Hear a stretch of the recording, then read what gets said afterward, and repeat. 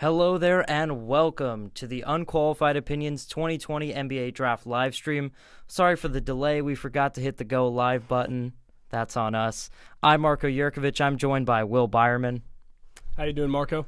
Doing good, keeping our social distancing. But of course, it's a big day in the NBA. Obviously, the season just ended just weeks ago with the championship for the Los Angeles Lakers, and we're right into the offseason.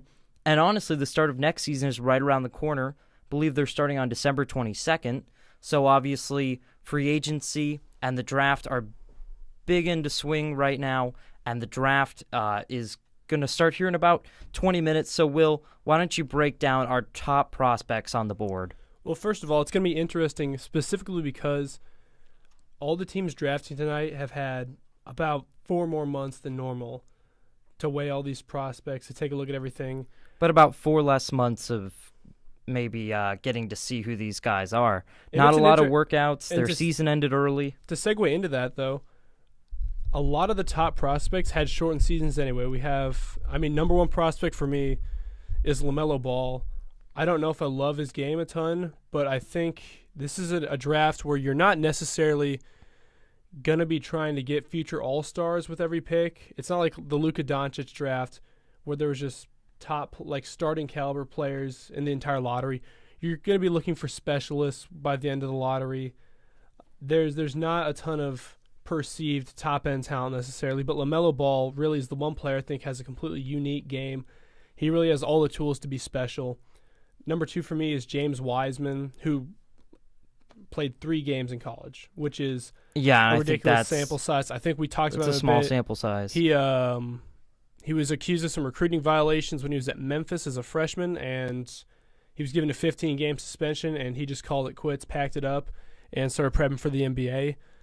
So he's number 2 for me just because I feel like of all these top 5 guys, he's the safest.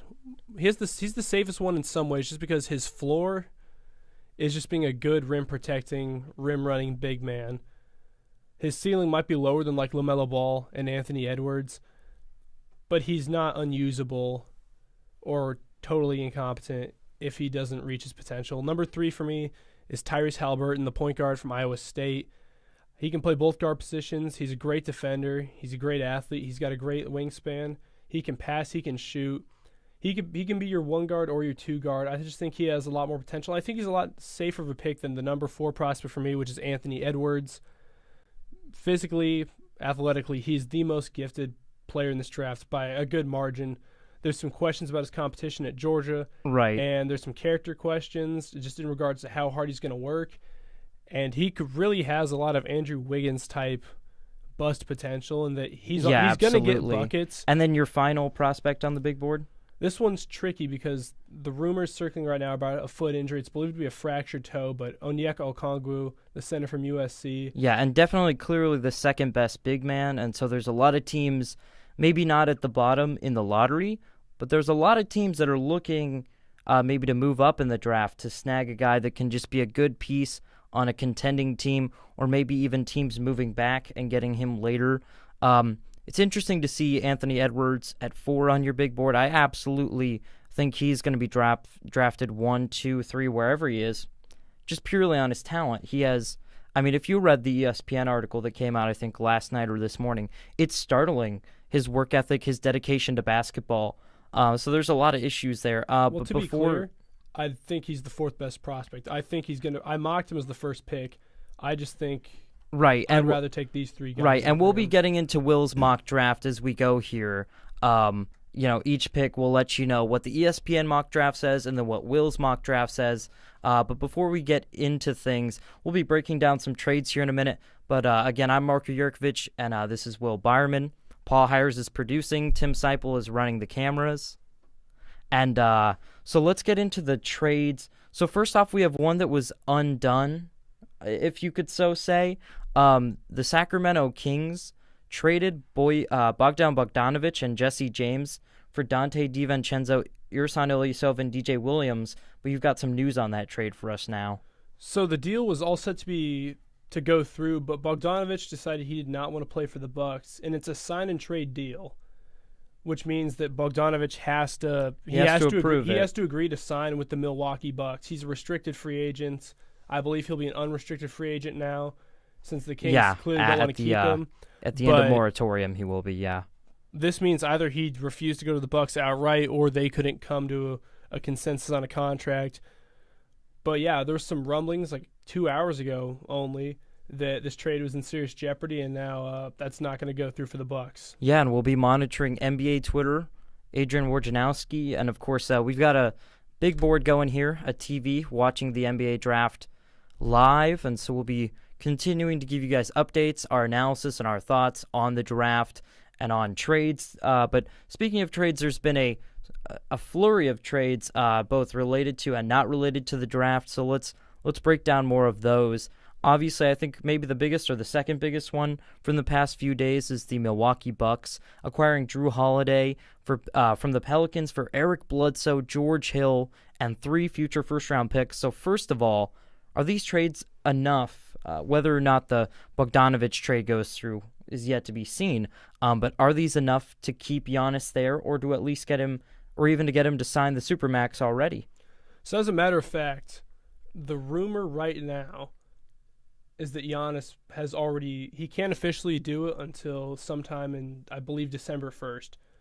But the rumor now is that he has agreed to sign a 5-year Supermax deal, and that's obviously not set in stone. I honestly don't see him doing that this offseason. But it's believed that that's what's happening because they picked Holiday, because they picked up Holiday and had the Bogdanovich deal going.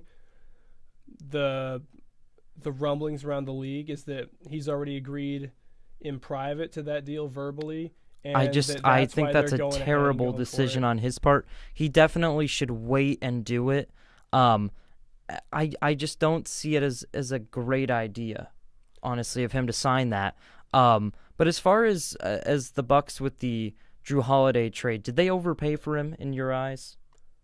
I would say yes, slightly, just because he's been talked a lot about because he's pretty much the top trade target aside from Chris Paul. He's been the top trade target for almost a year. Hold on. Tim just texted me a tweet. Klay Thompson has torn his Achilles, reportedly in a workout. So, that shifts everything. Tim, is this confirmed? No confirmation? Wow. So, if that is true, the Warriors can just sit out Steph Curry for another year and continue to rebuild. But, if that's not true, then obviously, hopefully it's a minor injury, more like a calf injury or something. And that doesn't holistically affect their projections for the next 3, 4, 5 seasons.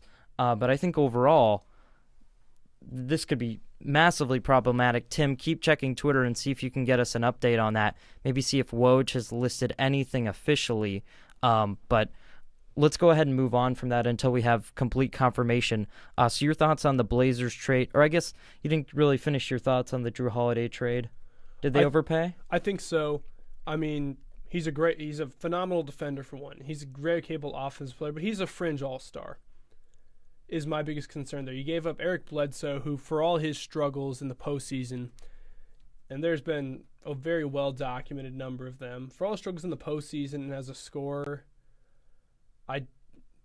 he doesn't have no value, which is how the general public of NBA fans decide he had very little value. Right. He's a former all-star, and considering he's been in the West for the past 7-8 seasons, I think he's been tremendous. There's really no chance of him becoming an all-star. Jrue Holiday is a much better fit for the Bucks.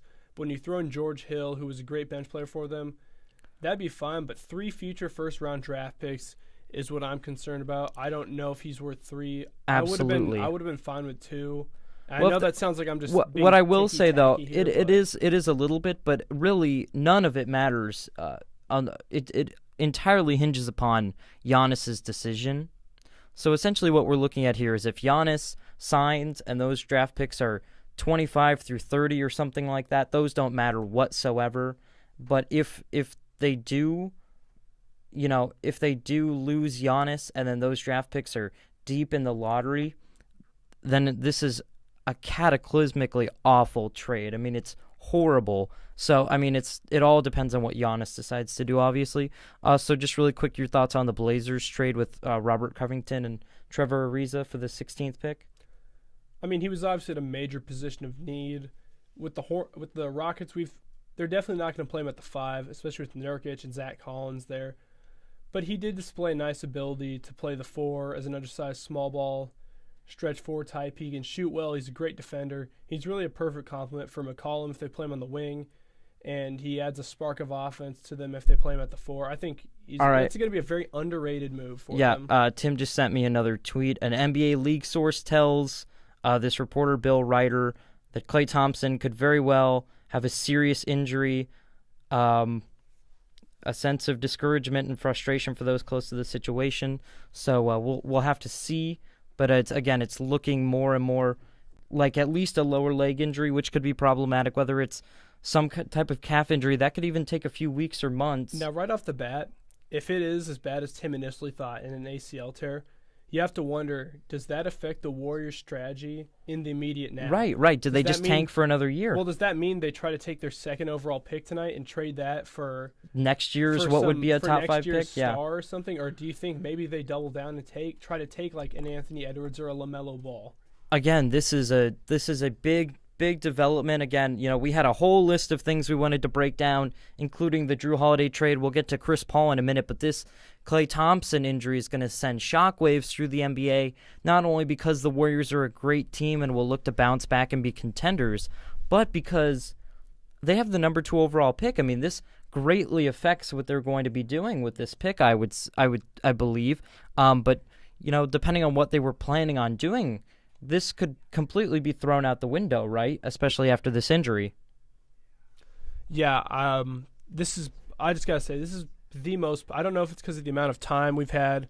I don't know if it's because of COVID. I don't know if it's just because of the perceived weakness of this draft class and the fact that free agency starts in about 4 days. But this is the most puzzling draft class and unpredictable draft situation that we've seen in a long time. To finish up with the Blazers, I think Covington hits pretty much all their needs as a defender and as a shooter. I think he's a great pickup for the Blazers team that really has 1-2 more years to figure out if the Dame, McCollum, Nurkic trio is ever going to amount to more than making it to the 2nd round of the playoffs, which is a very real concern for them. Well, especially when you consider how stacked the West is. I really don't know what the Blazers are doing. Now, that's not to say just because the LA teams and Golden State are really good, that you shouldn't try and compete and you should just tank. But what are the Blazers doing right now? I mean, are they successful right now? I don't think so. I mean, they did just go to the conference finals like 2 years ago, right? So I mean, they are a competitive team. They're doing something really well right now, and I tend to believe that the Blazers can rebuild this and actually become a super functioning team in the NBA. I'm not sure if I buy into them having a championship caliber ceiling. I mean, they don't have a championship caliber ceiling just based on what the Western Conference is right now. But I mean, let's be honest. I think that they could be a playoff team perennially and be really competitive with what they are. Question. The one thing I have to say about the Blazers going into this draft, though, I think one thing that has held them back to a degree is Neil Oshie, their GM. He loves to draft guys like Nasir Little and Anthony Simons, who are these fantastic developmental picks. And I think really he needs to start drafting guys who are going to help the immediate term. Right. So let's take a look at the Chris Paul trade with the Phoenix Suns.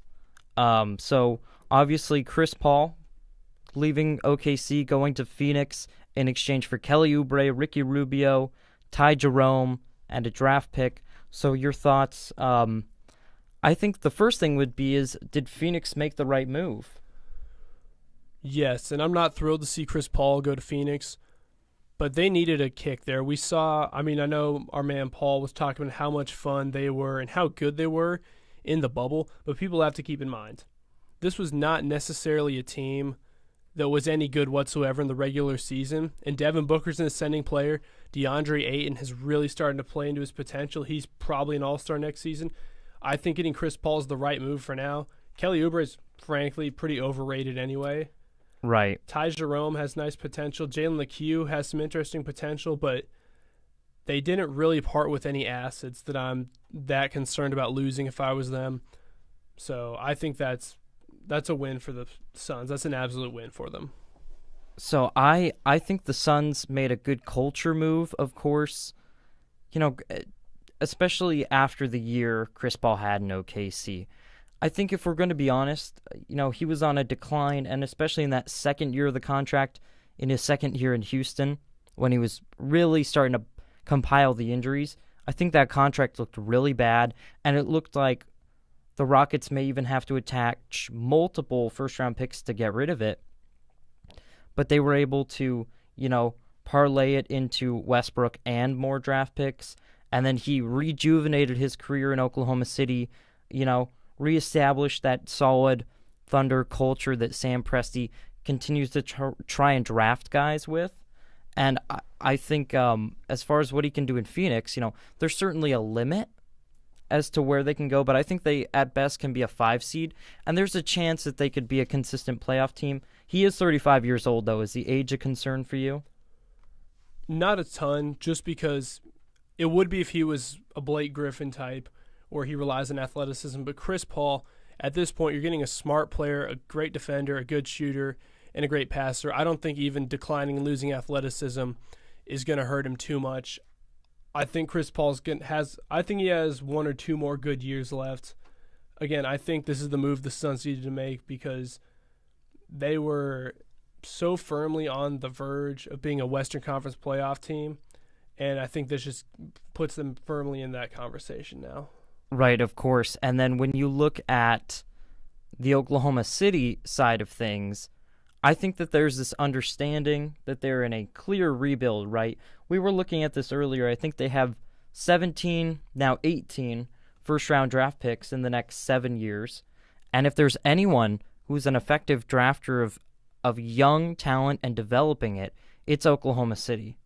I mean, they are the best team in my eyes. As far as you look at Sam Presti's draft history, even in the last 15 years of Kevin Durant, Russell Westbrook, and also, James Harden. And it hasn't been as great lately, but he's been drafting in the middle of the first round. But even the trades has been able to pull off. So when, it doesn't even have to all come from the draft capital, as far as I'm concerned. When they have that big of a treasure trove of assets, that all isn't going to be, drafted young players. They're going to, maybe after they get a few more defining young talents, they can offload a few of those picks into really solid veteran players. I mean, this team's future is limitless.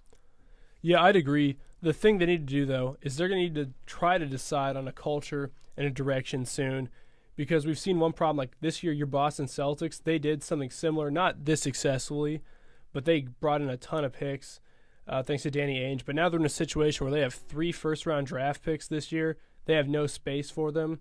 So the Thunder need to make sure, for one, it's going to be interesting because a team with Ricky Rubio, Shai Gilgeous-Alexander, and Steven Adams might be a little more competitive than I think the Thunder want them to be. So it's going to be interesting to see if they move more of those guys. If they got rid of Rubio and Adams, I wouldn't be shocked. The big step for them, though, is going to be figuring out if Shai Gilgeous-Alexander is going to be the guy they want to start their rebuild around, or if he's going to be more of a secondary piece. Either way, though, the Thunder, I think they're going to be kind of on the outside for a couple years, but they have a pretty clear path back to being in the thick of things when they decide to do so. Yeah, and of course, 1 million draft picks. Like we said, I think 17 or 18 draft picks in the next 6 or 7 years. So they have plenty of potential. And again, we're just seeing here on the draft pre-show, Klay Thompson suffers left leg injury while doing a workout. The severity is unclear. He's going to undergo testing. So, at best for Golden State, this is a calf injury. At worst, it is an Achilles injury, and their timetable for redeveloping this dynasty is put at a huge pause. And of course, the dynasty probably is dead with this injury in my eyes, because who knows what kind of player he can be after an Achilles and ACL tear, and just obviously their timetables set backwards. Steph's another year older. Clay's another year older, so who knows? Yeah, I'd agree. I mean, there's a couple factors with Clay. His defensibility might take a serious hit, and I wonder if this is the same. I don't know if this is the same leg. Tim says it's opposite leg, so that's not as bad. But those are two pretty terrible injuries. He very, very well may miss this season. I think athletically and defensively, he's going to be pretty drained. I don't think he stops being a useful player because he's just such an amazing shooter that as long as he can stay in games enough to hit those threes, it's not like his career's over. But I don't know if he's going to keep being an all-star now. That's going to remain to be seen. And I really hope he can come in and just make that work for him because he's a fantastic player to watch. Right, but like you said, of any player that you know that doesn't need athleticism to be successful, I think it would most definitely be Klay Thompson. I'm not entirely sure, again, of the extent of the injury and what the recovery timetable would be, but one could assume that we could see a similar-looking Klay Thompson after the injury just because, like you said, athleticism, at least on the offensive side of things, is not at the forefront of his game. So let's continue on with kind of reviewing all these different trades that have occurred over the past few days. So you've got one including the 76ers offloading Al Horford. Go ahead and detail that and then give your thoughts on it. Well, I think first to start that, we got to go back to when the Lakers traded Danny Green to the Thunder for Dennis Schroeder, which was really just a phenomenal pick for the Lakers because they really needed point guard help. Schroeder's a great scorer. He was second and sixth man of the year voting. I personally think he should have taken that pretty easily, but I do think Schroeder's just such a great offensive player. He can lift the Lakers up to the next level. And Danny Green had some heavily publicized struggles in the championship round especially. So to go back to yours, because Danny Green was with Oklahoma City for 2 days, and now he's been sent, a little less maybe. Yeah, now he's been sent to the Sixers for Al Horford, and I wonder if Al Horford is going to end up playing any games at all for the Thunder. I could see them waiving him, buying him out, because this is a team that's trying to lose and a team that has Steven Adams. I think Horford's redundant if they keep Adams. This was clearly not a trade that had to do with the development of the team. This was purely a fiscal trade, a logistical trade to move money off the books, to acquire draft picks. For my money, though, I think that they gave up too many They gave up a future first-round draft pick for Danny Green. And I know he's better than his playoffs indicated. Well, he's been so inconsistent. Were they getting Danny Green, or were they trying to get rid of Al Horford? I think we always knew that once we saw what the 76ers were this past season, then we got the TV going. Paul, you got that under control? Awesome. But yeah, I think once we saw what Al Horford and his fit with the 76ers was and their age, his age, and I think we all knew that they'd have to attach draft picks to get rid of him. But it's been no secret, though, that the Sixers have been desperately trying to acquire any sort of solid 3-and-D wing defender, and they've been asking about Danny Green for a bit. Is he the answer, though? I don't think so. I don't think so either, is what I'm saying. Getting rid of Horford is one thing, but it's not the trading force that I think the Sixers are going to invest a lot of stock into Danny Green coming through and becoming this big-time player. And I don't think that's in the cards for him anymore. No, I don't think so either. And so so you've got some rumored moves. Why don't you run down a few of those for us? Well, the most interesting one to me is that the Bulls could send the number 4 pick and Wendell Carter Jr. to the Warriors for the number 2 overall pick. Presumably, the Bulls would select LaMelo Ball with that pick, since Anthony Edwards is widely believed to be the number 1 overall pick if the Wolves keep it. And if the other possible move is the Hornets could trade the number 3 pick up to number 1 for James Wiseman.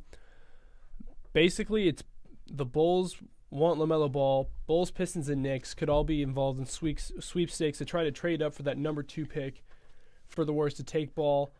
The Bulls can have the best package. Wendell Carter Jr., it might be time to move on to Chicago. I think he's actually a phenomenal talent still. But for whatever reason, the Bulls have just not been able to consistently even keep him on the court. They've restricted his minutes too much. They haven't really given him a fair shake. I think Wendell Carter Jr.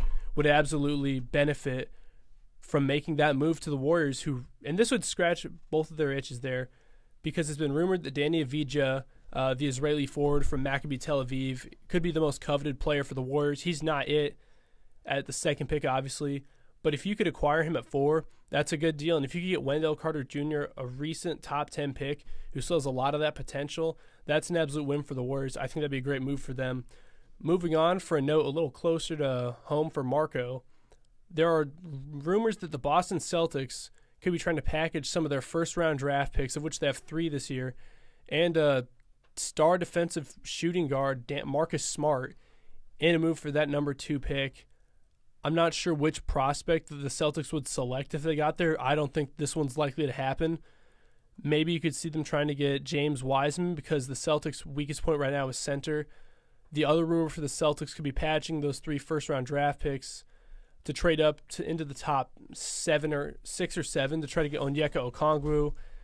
And then the last major rumor right now would be Danilo Gallinari being traded to the Dallas Mavericks. Shout out for the 18th overall pick. So we're just going to have to see what happens here. That being said, 4 of the top 5 draft picks are heavily linked to trade rumors. Right. So I think the Celtics are absolutely a team that could move up. I don't know if they will. They do have too many draft picks. You're right. Their draft capital is far exceeding what they actually need roster-wise. They just need one more key player. They don't have the roster spots for these draft especially if they keep Gordon Hayward, And that's another rumor, too. He could be headed to Atlanta, according to the rumors, for more draft picks. So that'll be interesting to see. Right, I mean, there's that potential Celtics that. Should hold on to Hayward, though, Marco? I think they should probably package him tonight.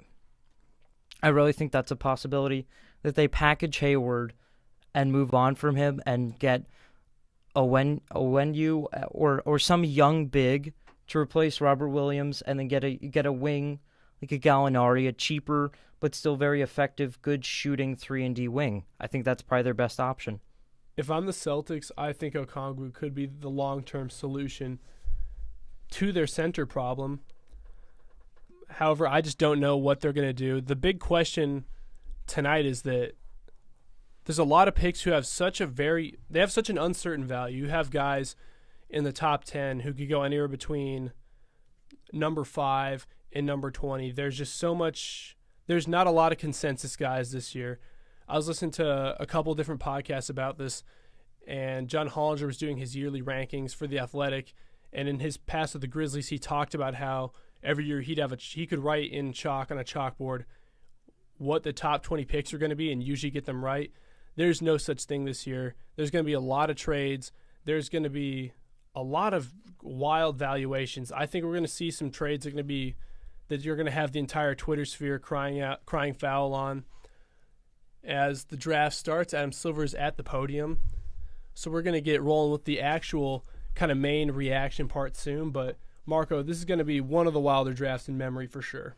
Oh, absolutely. Well, I don't think that there's a consensus number 1 or even a franchise guy. I don't think there's many consensus at all, Marco, is what I'm trying to say. Yeah, exactly. And I think this is wide open to, who wants to make moves here. Obviously, there's a potential of moving some franchise guys around and everything, as we see that the Minnesota Timberwolves are on the clock with the number 1 overall pick.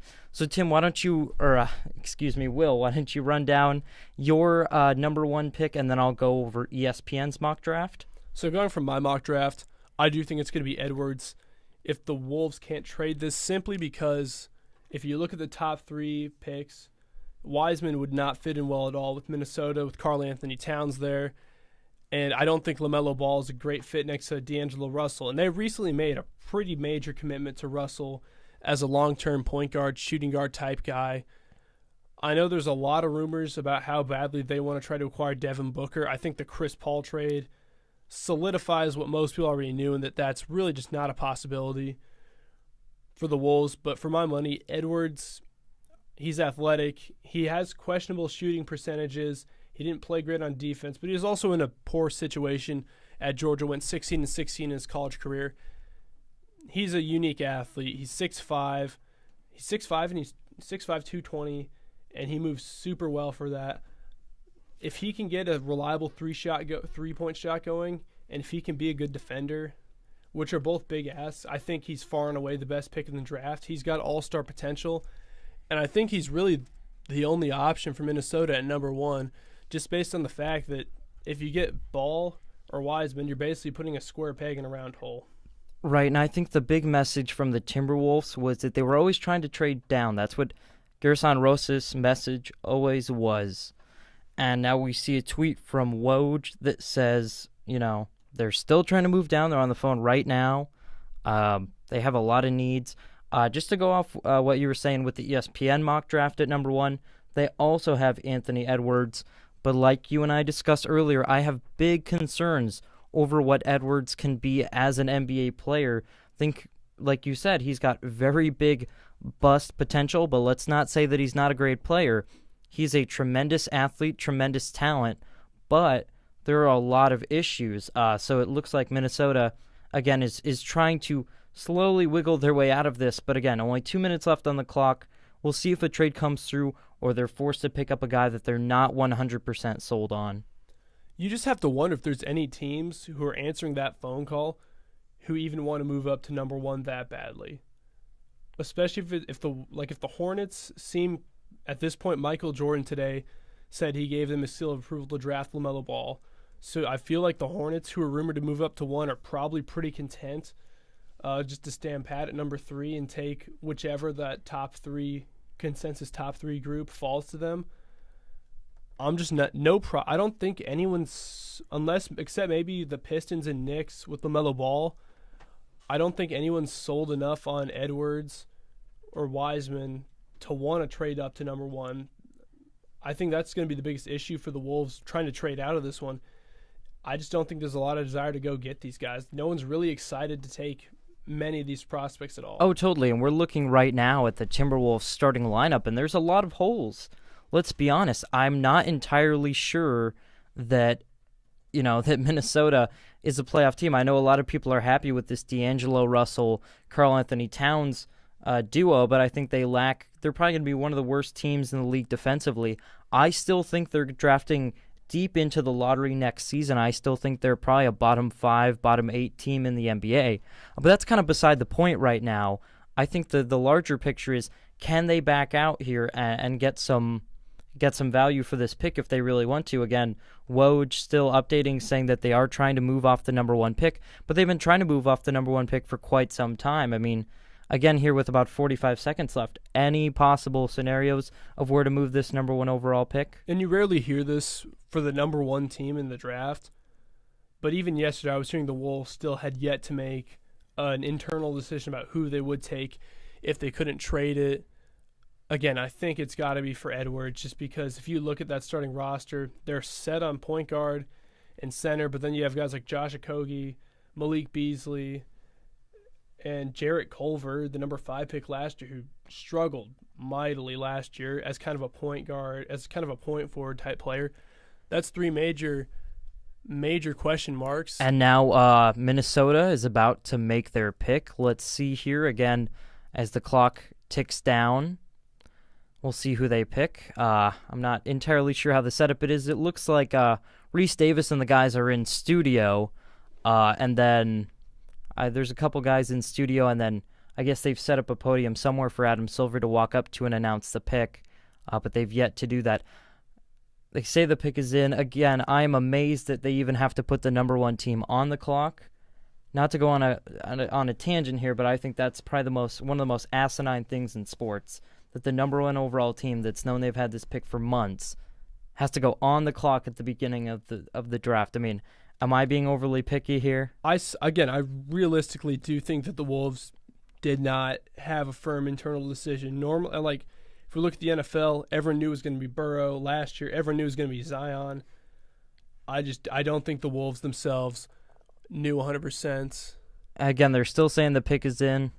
Gotta love the production on this. ESPN has to milk every single second. Here comes the man, the myth, the commissioner, Adam Silver. Who, by the way, I know we're much too minor of a platform to be doing this congratulations, but he crushed it with the bubble. All right, let's see what they got here. Select Anthony Edwards. Anthony Edwards. There So it is. we called it. The ESPN mock draft called it. Just your first initial reaction. Again, you predicted it, but now it's a reality. What does this team look like, and what does his success in the league look like for you? Whole lot of buckets, very little defense from Minnesota. They're really going to need, I Yeah. mentioned Josh Okogie. He's going to be a third-year player out of Georgia Tech. He's a good defender, and they're going to need about 3 more of him to make this lineup work. And I know I've kind of bagged on Edwards a bit, but he has absolutely unique potential athletically. He's a huge dude. He's very muscular. He's very fast. His question is always going to be efficiency, and I'm sure a lot of Wolves fans are pretty nervous about this just because the last time they got a big athletic wing who put up a ton of buckets in college but didn't play much defense, it was Andrew Wiggins. It's going to be all about Edwards proving that he can be a good defender. His three-point shot is questionable, but he's a high enough level scorer in the paint, and he's a good free throw shooter. ESPN has him as a 3-level scorer. I don't necessarily agree with that. But if he can defend at an above-average level, even if he's never a great three-point shooter, that's still a strong pick for the Wolves, I think. Absolutely. I think the Wolves, they're going to have to give this guy a lot of structure. He's very flawed in his, that's probably one of the worst interviews I've ever seen a player conduct. What didn't even seem interested in the sport. Again, he's a freak athlete, so he can survive on athleticism. But he just does not have the goods as far as being a leader right now, being invested in the game. They're going to have to be watching his every single move to make sure he can be successful. Just to shout out some people in the chat again, guys, thank you so much for watching. Adam Deutsch says, is the Celtics draft pick on the move? Again, as a Celtics guy, I think at least 2, if not all 3 of their draft picks are on the move. I don't know who they package it with. I don't know what draft pick they go for. Maybe they go for the 3rd pick. Maybe they go trade with New York, who has the 7th pick, I believe. There's a lot of options. And so I think there's a lot going there for Boston as far as the amount of options. But let's go back to the draft here. The Warriors have the 2nd pick, obviously. This very recent shocking news about the Klay Thompson lower leg injury throws everything into question. What do the Warriors do here? Do they just punt on the pick? Once again, I would not be surprised if a trades is the solution here. But I think Wiseman really has a lot to offer for the Warriors because they've always had, on all their really good championship teams, they've always had a rim-running center who can block shots, get rebounds, and just kind of be that extra option. The concern is that with Wiseman, will he be satisfied taking the Damian Jones or Kevon Looney role? I'm not sure. He's a tremendously skilled athlete. He's a great scorer. But I'm not sure if his three-point shot that he showed a little potential for is going to carry over. I'm not sure if he's going to look as great on offense against NBA-level talent. And he's got some rebounding questions. He should be an elite shot blocker. I just think he's the safest pick because I feel like at his floor, he's at least an upgrade over what they have at center now. Right, and then ESPN for Golden State, who, again, still have the number 2 pick for right now, but that could change here any minute. They also have James Wiseman, the center from Memphis, as their number 2 overall pick. Adrian Wojnarowski even tweeted a few minutes ago that Golden State is targeting James Wiseman. No change of plans despite the Klay Thompson injury, but what awful timing for this to occur. Just hours, if not minutes before the draft. So you have to wonder, if this could have happened days or weeks ago, maybe Golden State could have a more thorough plan. Who knows if they're on the phones right now just scrambling to try and drop this pick for some assets or something to stay contenders for this season. But definitely the Warriors season kind of in shambles right now. And this pick is the least of their problems. But Golden State, the pick is in. Any final last thoughts before Commissioner Silver steps to the podium? I don't think there's going to be many situations where we're going to get that instant pick. I think we might be going the full 5-minute waiting period on the clock for almost every pick at this point, whether teams are making calls for trades or still don't really know who they're going to pick. It's interesting. I don't think this draft's going to go by as quickly as some of them usually do. Right, and so you have James Wiseman going number 2 for the Warriors, as does the ESPN final mock draft.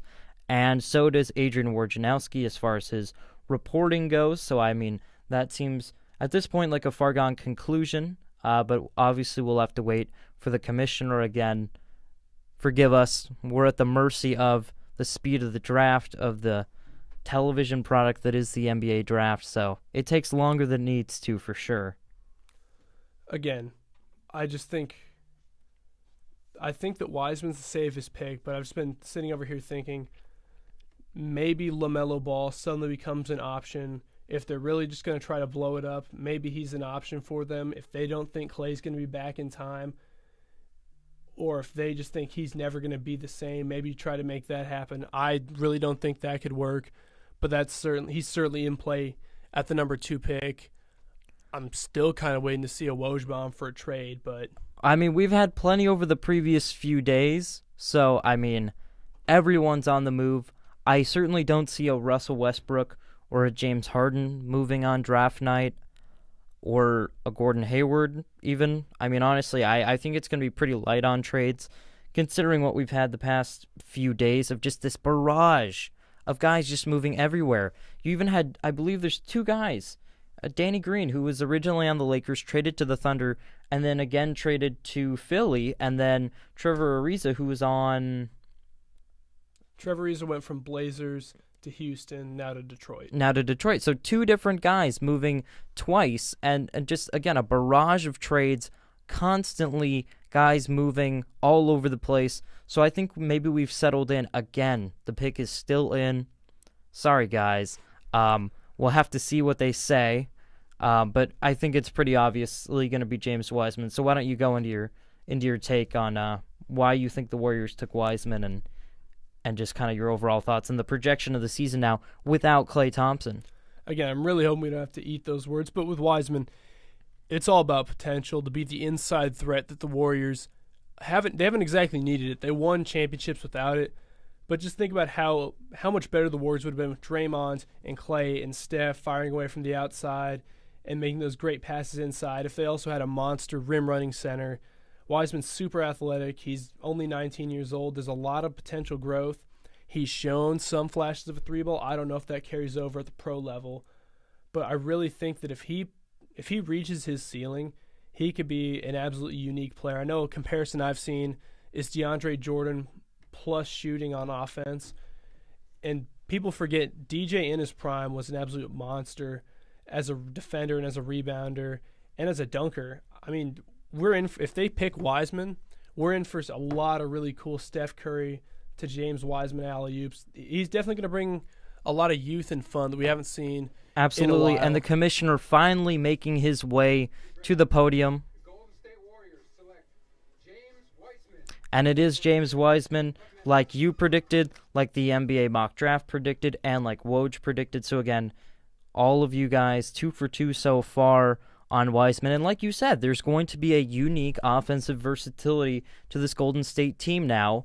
I think the one thing we can all agree that Golden State has been lacking for a time is this idea of a very dominant big man. For the most part, it's really just kind of been whoever you can get. Who was it? Zaza Pachulia won 2 NBA finals starting at center for the Warriors. Andrew It wasn't Bogut exactly was in there for a little bit. It wasn't a position of absolute need, or at least of importance. And so now they have a guy who could develop into quite a dominant center on top of, well, at least one half of the most dominant shooting backcourt of all time.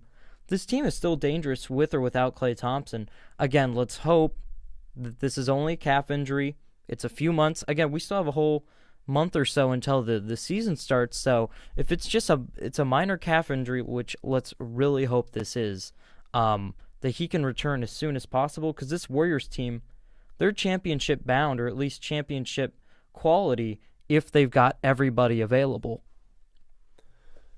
I wouldn't say if they get Klay back championship bound. The question is, and I hate to say it because Klay Thompson's been such a fun player to watch, and he's been such a great dude off the court too, but you really do have to wonder how this affects his athleticism, which again we talked about earlier isn't a focal point of his game. But the thing that really makes the Splash Brothers work is Klay Thompson's such a strong defender. He can make up for the fact that Steph Curry, despite being one of the best players of all time, is just really below average on defense. You need Clay to cover up for some of Steph's weaknesses there. And if his injuries take away the athleticism and lateral movement he needs to be an elite ball handling defender, you worry that the Warriors could take a step back as a whole. All right, so the next pick, of course, in the draft at number 3 is the Charlotte Hornets, a pick that maybe a lot of people thought could move, but in hindsight now, looking at what the presumed number 3 overall pick, which I think a lot of people believe is LaMelo Ball, they've certainly got a guy who knows how to score. I'm not sure he knows how to run an offense, but maybe that's someone else's job. Doesn't bring a lot to the floor defensively, but is a lights-out shooter that I think is kind of built for the modern NBA. Again, I don't think 20 years ago he's even considered a top 10 pick, and most certainly LaMelo Ball isn't going to be the most dominant player in the NBA one day. And I think it's a bit of a reach to take him at 3, but for what he can bring specifically to a team, I think this is, it'll be a decent pick, assuming he goes at number 3. So just really quickly looking at the NBA mock draft for ESPN, they do project LaMelo Ball to go at 3 to Charlotte. Your thoughts on who you have going 3 in your mock? It's LaMelo for me too, and I think you're wrong, Marco. I think his ceiling is he could be Trae Young plus. I don't think he gets there as a shooter, but as a passer, he could certainly get to that level. I think he's going to be much more reliant on interior scoring, and at 6'7", that's a really tall point guard. Some people have compared him to Luka a bit. Luka he's so much bigger. He can do a lot more in the post. He's a lot more physical. He's a point forward, but LaMelo Ball, 6'7", is a pure point guard type player. Again, his three-point shots, his mechanics aren't great. It can be pretty ugly at times. He's super streaky. He didn't shoot well in the National Basketball League of Australia, but I think he probably has the highest potential in the draft just based on how well he can pass. Defensively, he'll probably top out at about average. But the one thing you have to remember for the Hornets, Marco, is they haven't had a marketable star in a long time. Kemba Walker to a degree. Kemba Walker's a great player, but that's another point to exactly make, though. He's going point. to the Hornets. I mean, what kind of supporting cast is there? What kind of team is there? There's a pretty good one, Marco. Devontae Graham can be a great 2-guard. He's a good defender. That'll definitely help him out. P.J. Washington and Miles Bridges have shown a lot of flashes of upside. I don't think either of them are going to be number 1 guys, but as a 3 or 4 type player, they can be really good.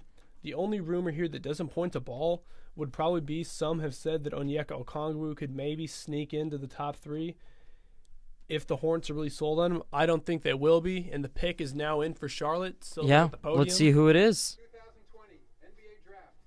The Charlotte Hornets select LaMelo Ball from And that was the presumed pick. Again, like we said, LaMelo Ball again. Woj, Will, and the ESPN mock drafts, all 3 for 3 so far. And I think a lot of people could have projected that these would be the 3 picks, considering that LaMelo Ball is kind of a D'Angelo Russell type. Minnesota wouldn't go for that. They'd get the physical 2-guard. Warriors have always needed a center, and now the Hornets have their point guard, their ball handler, their kind of face of the franchise. So these were all 3 obvious early picks, not a whole lot of drama.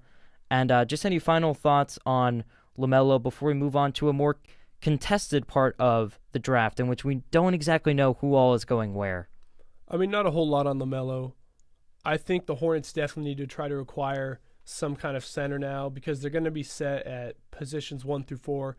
They're going to need a 5th big, or they're going to need a big to replace Cody Zeller at the 5. I think my biggest reaction to the top 3 picks, though, is how little drama there was. I was expecting some fireworks there, especially with the trades. But again, it's hard to tell if any teams are excited to move up and take these players. I think a lot more teams are interested in moving down than moving up. So I'm surprised there's been no trades, but I think we're still going to have a couple more coming up soon. It's early. The Hawks at 6, yeah. It's early, and so yeah, 3 predictable early picks. A lot of crazy trades going on in the past few days, and we kind of ran those down. But now I think it kind of gets interesting. You have teams that obviously are not the bottom barrel of the NBA, but they're far from great teams. They're even far from playoff teams in many respects. But if they can move these players they draft or develop them well, there's been a lot of gems, after the third pick in the recent drafts, plenty of guys. Obviously, probably the most prominent one, Luka Doncic at 5 a few years ago.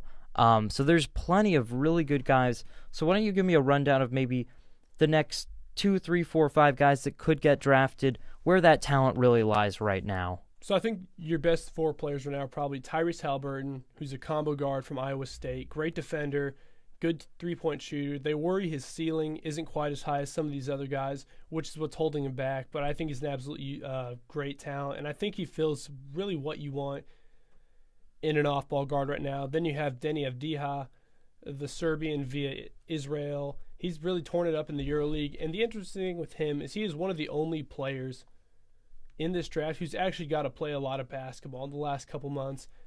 He struggled a lot when he moved to the first league, the EuroLeague, with Maccabi Tel Aviv, his Israeli club, but he got his three-point shots come together.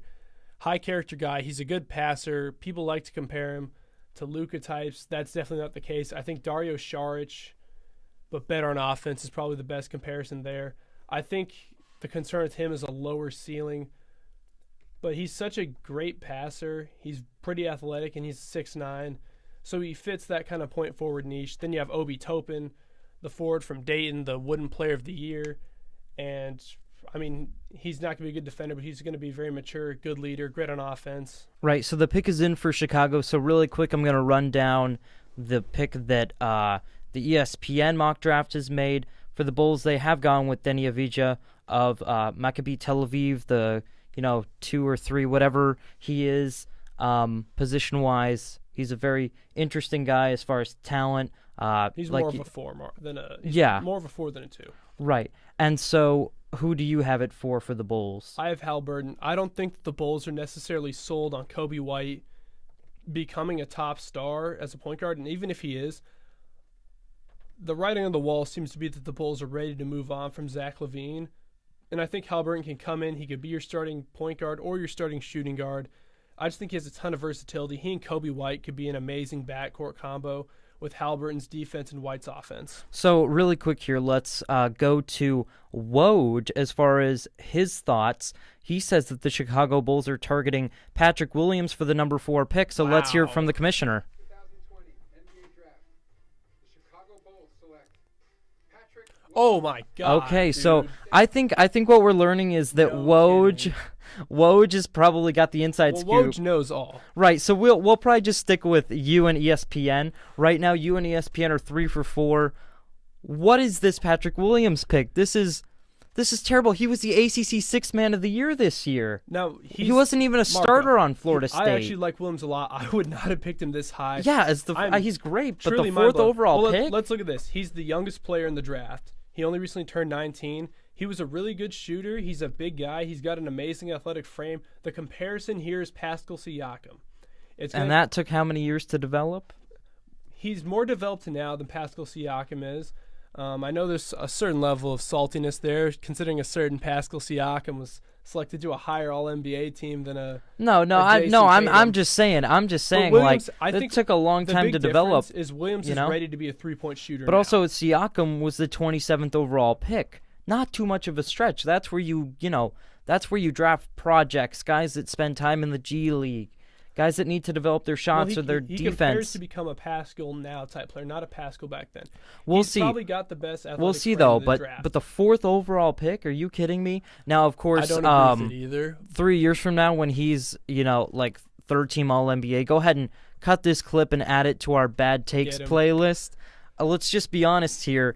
We're reacting viscerally to some of these picks, but maybe outside of a few guarantees, and I'm talking a few guarantees, let's be honest. I mean, none of these draft picks are for sure. This is all a crapshoot. I mean, honestly, you're just really getting lucky. Everyone was really certain he was going to go number 7 because it's believed that the Pistons had made him a promise already.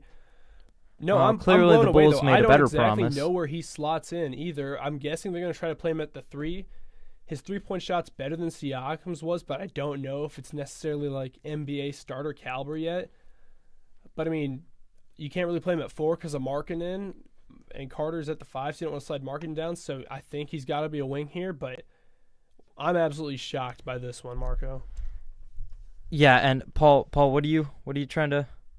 Yes, going Oh, Some chat people are stuff. going off in the chat. Let's see what's up. Oh boy. Okay. Well, yeah.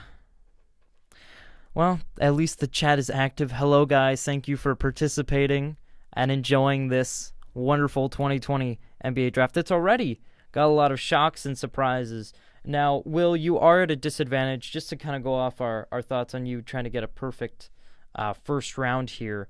You are at a disadvantage as soon as a guy gets picked to the wrong place. You automatically will miss another one at some point. But overall, how is this pick affecting the rest of your mock and, more importantly, other teams? You said even Detroit was thinking about targeting this guy. I'd say now Detroit probably flips and goes for Killian Hayes, the French point guard. He has a ton of potential. Not necessarily as a super athlete, but he's a great left-handed scorer. He's a great passer. He could be an elite shooter maybe. So it could be he could definitely be a major difference maker for Detroit. So let's move on to number 5. But before we do that, there is a little bit more from Woj saying that Cleveland has been shopping this pick around all day and even into the start of this draft. So we could see somebody drafting for Cleveland here at the 5 spot. But assuming that doesn't happen, who do you have going to Cleveland at 5? So I have Obi Toppin. I think he'd Great choice. Right away. He's 22. He was the Wooden Player of the Year, and he just slides in as an amazing compliment to Andre Drummond, who recently re-signed there. He's a pure scorer. He can shoot threes. He's really athletic.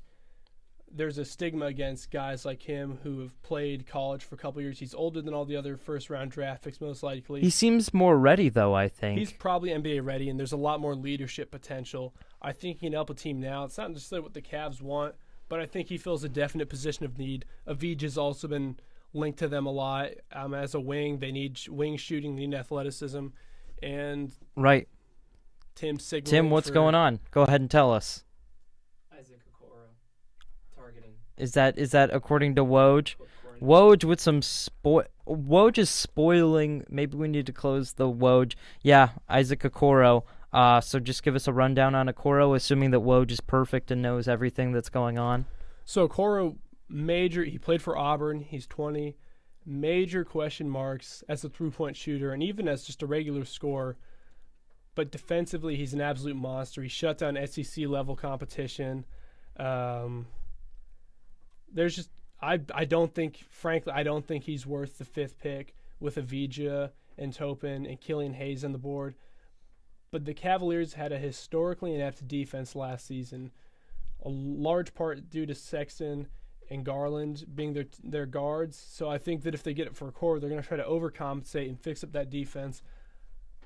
Again, though, I don't think Garland or Sexton's a efficient enough scorer to be the league guys anyway. Or good. So, I mean, honestly, so I wasn't happy with either of the picks. You have inefficient overly shooting point guards, and you're going to try to remedy that defensive situation by picking up a wing defender who might not be good on offense for a couple years. I think Okoro's a great pick from like 7 to – I mean, after 7, he's a great pick. I don't know if I pick him 5, though.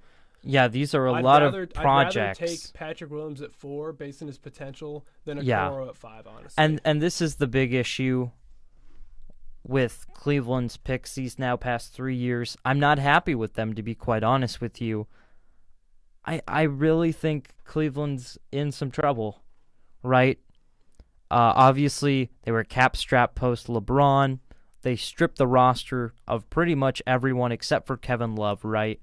And so as far as what their team is, it's those young guys. It's Darius Garland, Colin Sexton, and now Isaac Okoro. But they seem to have no identity. They don't have a good coach. I mean, what are they in the future? I mean, to be completely frank, what is Cleveland at this point? Like, what can they develop into at all? I don't think there's a single team in the NBA that has less of an identity than Cleveland.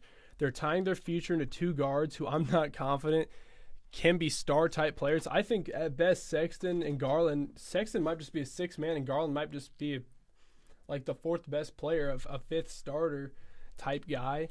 And they're taking these guys in the lottery. I don't think there's any type of identity for the Cleveland Cavaliers at all now. They've got Andre Drummond for $28 million this year, which makes a major dent. Not that they need the cap space, but here come the Cavs. Select Isaac Okoro Yep. from Auburn. Okay, So no it's more confirmed. Woj. No more Woj. No more He's, Woj. All right. Woj Well, is making it difficult for the amateurs. I like do us wanna- to You know enjoy what? this Hey, draft. Tim, can you keep the Woj page open and just only let us know if there's a trade? Don't spoil the picks for us, because it's Woj is too good at his job. And I'm too good at my job. Yeah, you're doing great on those cameras, buddy. Good job.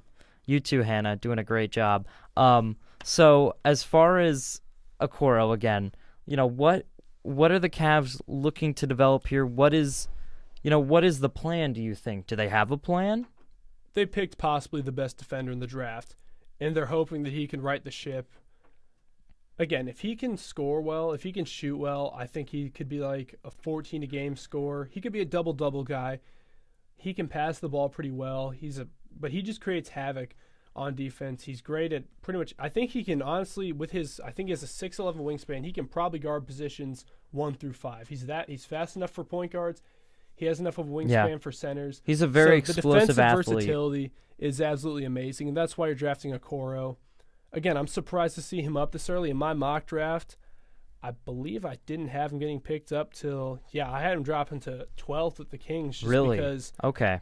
Just because we had it's a lot of the teams in that range definitely seem to want an offensive upgrade more than anything, or point guards. We have a slew of point guards coming up soon. So I had him going at 12th, but I mean, evidently the Cavs are valuing defense first, which is nice to see. Right. And then, so let's touch on something really quick before we get too far away from this. So there is a confirmation from Woj and multiple NBA sources, including Brian Windhorst, that Bogdanovich has, essentially derailed this Bucks trade, and he will enter unrestricted free agency on, I believe it is December 1st is the window for when that opens. So where do the Bucks go from here? Obviously, now they haven't lost Ilyasova and DJ Wilson, and I think DiVincenzo was also in that deal. It's kind of awkward now, isn't it, if they can't offload those players for another decent talent? I mean, the first thing I thought was if they could somehow get Bogdanovich to sign with them without giving up. Because when I saw the Bogdanovich get traded, my first reaction was actually just their bench. They wouldn't have the cap wasteland. space, would they? We could see maybe George Hill had a pretty big contract. I think the big thing is if they can waive Ilyasova's cap hold, they could maybe sneak in Bogdanovich. I don't think it's likely, but boy, would that be a pretty crazy steal if they could pick up that guy. But, I mean, it's going to be the same plan as they tried to address with Bogdanovich, getting an efficient volume scorer just to come in there, add some three-point shooting to a lineup that really – Giannis really needs 4 3-point shooting defenders around him. So yeah, I honestly think this has really derailed the Bucks. Let's not pretend that Bogdanovich is an all-star. He's not, but he's a better piece than essentially what Ilyasova, DJ Wilson, and DiVincenzo could add to the team cumulatively. He was a tremendous pickup. He would have taken some weight off of Chris Middleton as far as always having to defend the best wing player on the team and all that kind of stuff. So that's going to hurt a little bit as far as them not being able to pull that off. So now, with Atlanta with the 6th pick, why don't you give us a rundown of who you have at 6? Of course, let's quick look at ESPN here, who have Okongwu from USC going to the Hawks. Your pick? I think that'd be really redundant. They have Clint Capella now, who really doesn't fit in the roster anyway. I don't think Okongwu's the solution there. I don't think Topin really fits in there either because Capella and John Collins kind of have that front court solidified. There's been rumors that Halliburton could come in there and just be the yin to Trae Young's yang and just be a solid defender who can make up for the fact that Trae Young really can't defend anyone in the league at this point, and it's doubtable that he ever really will be even an average defender. So I could see Halliburton in there. I think Denny Avdija could be a pretty good play there too. The problem with the Hawks, though, they might want to trade it because they have a lot of young talent with Kevin Huerter, Cam Reddish, and DeAndre Hunter on the wing. You kind of have to give those guys time and see where they go. So I'm not really exactly sure what comes up there, but I think it's going to be between Halliburton and Avdija. Right. So the pick is in for Atlanta. Interesting thoughts between both ESPN and you. I think the Hawks maybe could go with Avdija. But as far as what the Hawks need, I mean, they're a pretty well built out roster. They've just gotten unlucky with injuries and suspensions and maybe a lack of development from some of their wings. Kevin Huerter, I think we expected him to be a bit further along as far as what he could be. And maybe I'm sorry, the Duke player they drafted last year. I'm Cam Reddish. Cam Reddish. I think maybe they expected more out of him, although I don't think he had a whole lot of potential. But I think this could be a make or break pick because I think this is the last time the Hawks want to be drafting in the lottery for a long time, considering the talent they have. Again, though, Trae Young is obviously an all-star player. John Collins, they hope, could be there, but I still think that if they draft Avdija or someone else on the wing, I think you're kind of giving up or at least limiting the development of guys like Huerter and Hunter for a little bit. So I'm not sure. If I'm the Hawks, I'm trying to trade for some veterans. I don't know if that's going to happen, though. Yeah, so again, the pick is still in. It's taking some time for ESPN to get us going here. But I'll say it again. This is a very important pick for Atlanta as far as, the future of their franchise. They do have their guard type in Trae Young, as now the commissioner is headed to the podium. Let's listen to the pick. With the 6th pick in the 2020 NBA Draft, the Atlanta Hawks select Onyeka Okongwu from the University of Southern California. So the ESPN mock draft got that one correct. Your Wow. thoughts on that? I think Okongwu, again, he's one of my top 5 guys. I think he has Bam Adebayo level potential. He's probably never going to shoot, but he's a great defender, great rebounder. He's a good passer, and he can handle the ball a little bit. That being said, though, again, you probably have to get rid of Clint Capella at this point. I'm sure they've wanted to already. He has a big contract. He's not necessarily a great he's not necessarily a great fit for that Hawks roster, but I mean, I think they'll make it work. It's going to be tricky to move Capella, but I think you'd have to do it. If they get rid of Capella, Okongwu is an absolute home run for the Atlanta Hawks, both in the short and long term. Right. So, When you look at what they have with Capella and John Collins, and then obviously Trae Young, and if some of the young wings can develop, I think Okongwu can definitely find not only a decent role, but a starting spot on this team. I think he's a tremendous player. I think he's got great talent. I mean, we'll just have to see, what he can continue to develop into. But I think he's a great player. And Atlanta, I think, has certainly made one of the best picks of the draft so far. They haven't overdrafted him like we thought the previous few picks were.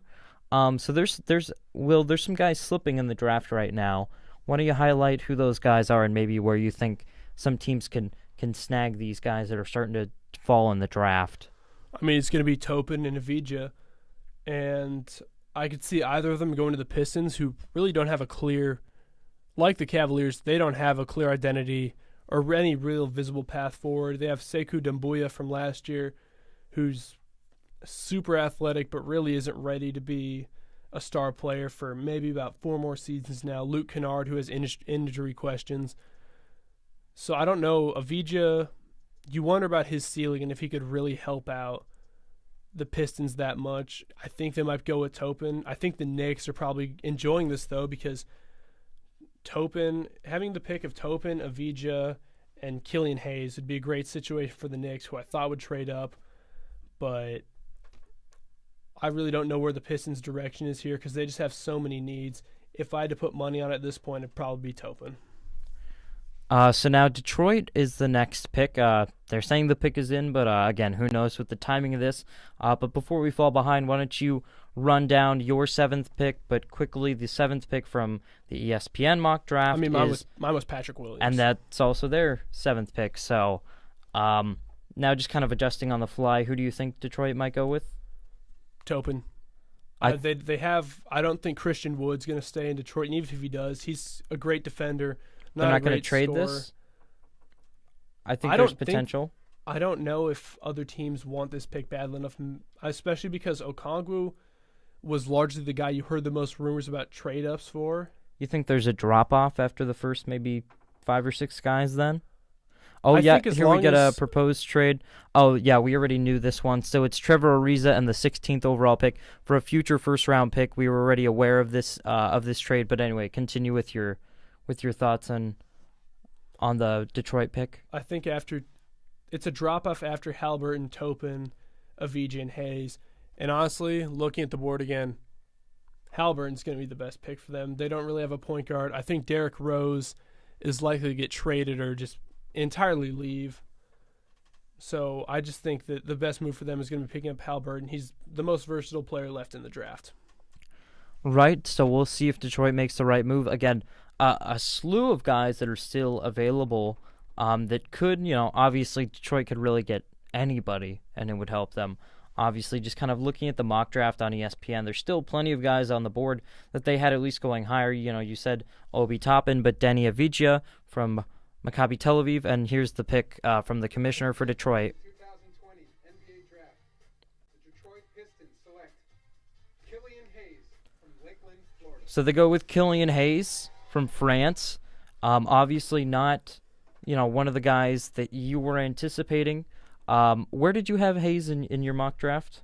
So I had him going 8th to the Knicks. Okay, so that's So it's not not a too big much of an drop-off. overdraft. Just some of the previous overdrafts have kind of reshuffled some of the guys you For had sure, going in for the sure. top 8. So your thoughts on Killian Hayes? I know he's a pretty complete I actually really guy. liked him. Yeah. I really liked him a lot. His biggest concern is just going to be becoming a major scorer soon and improving his 3-point percentage, which is kind of a big question mark for most of these guys. But I actually had him at 6th on my personal mock draft, and I know The Ringer has him as their number 1 overall pick. He's pretty fast. He's decently athletic. He's a great left-handed point guard. He's a big guy, and again, just defensively, he brings a great presence. The Pistons obviously just see him as the building block for them, and really any player they got was going to be the first building block. And it's probably going to be a long rebuild. I do like the pick for the Pistons, but I would not have picked Hayes with Halliburton still on the board. And honestly, maybe I'm championing him a little bit too much, but Denny Avicii seems like a very solid player. So I'm curious to see where these two guys I like go. Avicii enough that I don't want him to go to like the Knicks or someone, because I think Fair enough. he's They gonna deserve have to go some to competent there's teams. some question marks about how he's going to be as a shooter, but he works super hard. If he can go to a team where he doesn't need to be a fun player. shooter. He's a fun player. I'd love to see him go to. Honestly, the only team who currently has a pick in this area who I'd like to see him on would be like the Spurs and the Suns if he dropped out. But like, whichever guys I'm going to, the Knicks and the Wizards are in for a pretty significant rebuild and a pretty significant culture shock. Right, of course. And there's a lot going on here. So just a Woj tweet. Denny Avicii, who is still on the board, Washington was actually thinking about, according to Woj, they were thinking about moving up for him, but he's still available. So Washington keeping their eyes open on that. And then he also said that New York is excited that Obi Toppin is dropping to 8. So maybe we know the 8th and 9th pick, but again, those are maybe still up in the air. If you were New York, who do you go with? I would probably go with Obi Toppin, to be honest. Halliburton or Toppin, they both fill a major need. I'd probably take Toppin just because the Knicks need maturity, they need leadership, and they need someone who's not going to do anything stupid.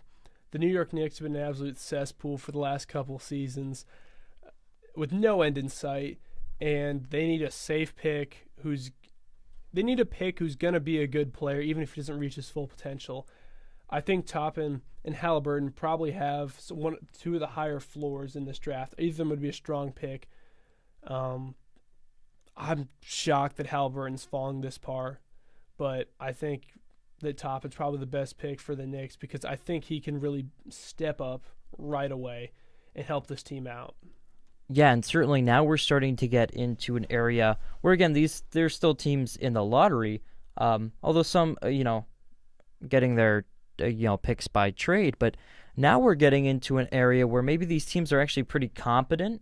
Maybe these guys could even help these teams get into the playoffs, or at least, not continue to be terrible. That the Knicks withstanding, of course, what does Obi Toppin really make the Knicks? Him, Mitchell Robinson, R.J. Barrett. I mean, does that really Exciting to watch. attract Giannis? They make him exciting to watch. I mean, of course. Which is but the biggest issue with the Knicks right now, is they're selling a product that no one really wants to Are pay the Knicks for. ever going to get a major free agency acquisition again? Because I'm seeing a trend in the NBA where it seems like guys want to go to the big cities. They want to go to, obviously, KD and Kyrie chose Brooklyn, and then, LeBron chose LA and Anthony Davis forced to trade to LA, and then Kawhi and PG to the Clippers. So, I mean, the Knicks are obviously the next team that, is available and has those, max free agent slots. I mean, who's going to finally say, okay, I'll take a shot and go to the Knicks. Like, let's see what happens. I mean, is there anybody that this draft pick could, turn on to coming to New York? I don't know. I'm sure the Knicks fans are all sitting at home expecting them to package this pick for some combination of Luka, Giannis, and Harden. But really, the Knicks just need to be patient, embrace the rebuild. Their big problem is that they've never actually tried to blow this thing up and reset until now. They're always convinced. Right, wasn't it like 2 years ago they just signed a bunch of veterans to like 1 or 2 year deals? They signed a bunch of guys to 1 year deals to make cap room because Kevin Durant and Kyrie and Giannis and Michael Jordan and Patrick Ewing and everyone else who's ever been good at basketball was going to come to the Knicks. They need to be patient. They need to be willing to make some draft picks and wait for them to develop before this team gets good. Right, so we'll see who ends up with this New York pick again.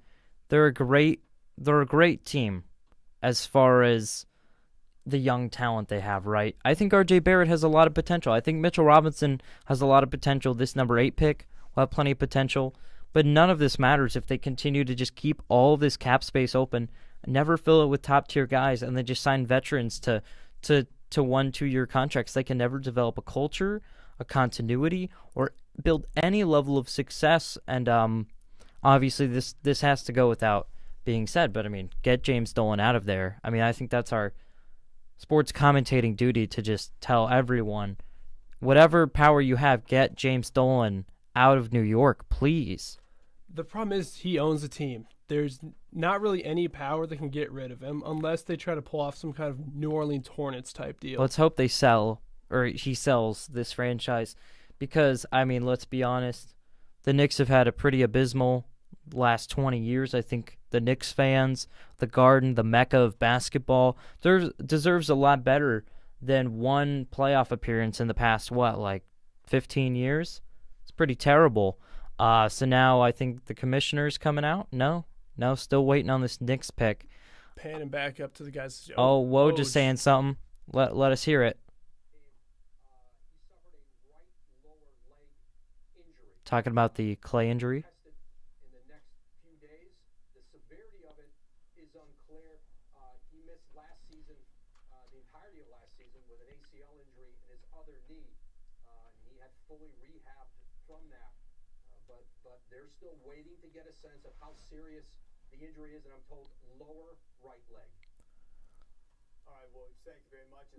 So if you heard it, we knew that. Yeah, we knew that. So lower right leg, but again, like you said, they got to go in and do tests, do scans, see if that's an Achilles or that's a calf or whatever kind of, again, if it was an ankle, they would have said ankle. When they mean lower leg, it's something between the ankle and the knee, and it's pretty much only the calf and the Achilles. And so there's really two outcomes for the Warriors. If it's not a severe injury, it's a calf, and he, that's not ideal, of course, but given the circumstances, that's what they'll be hoping for at this point. But if it's an Achilles injury, where do the Warriors go from here this season? What do they do with this? Now James Wiseman, the second overall pick, Steph Curry, and the team that, finished dead last in the league in the standings. I don't think they should shut down Steph again. Just put the best team you can out there and see what they do. Maybe Wiseman's a huge hit right away, rookie of the year, and they could sneak into the playoffs. Steph can have a resurgent year. Draymond maybe can, with his time off, he was really starting to kind of drop off to a large degree. Maybe he can stick around and improve enough that helps them.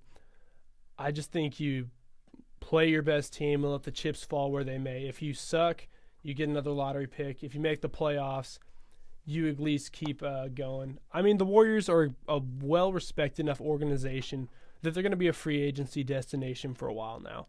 Yeah, I certainly think in the way that maybe Boston isn't the destination that New York is, but the franchise is run, effectively, and they've had plenty of success in the last, 15, 16 years, however long Danny Ainge has been in charge, that they are a pretty recurringly popular free agent destination. Again, they're not a Miami and LA and New York, but there's some success there.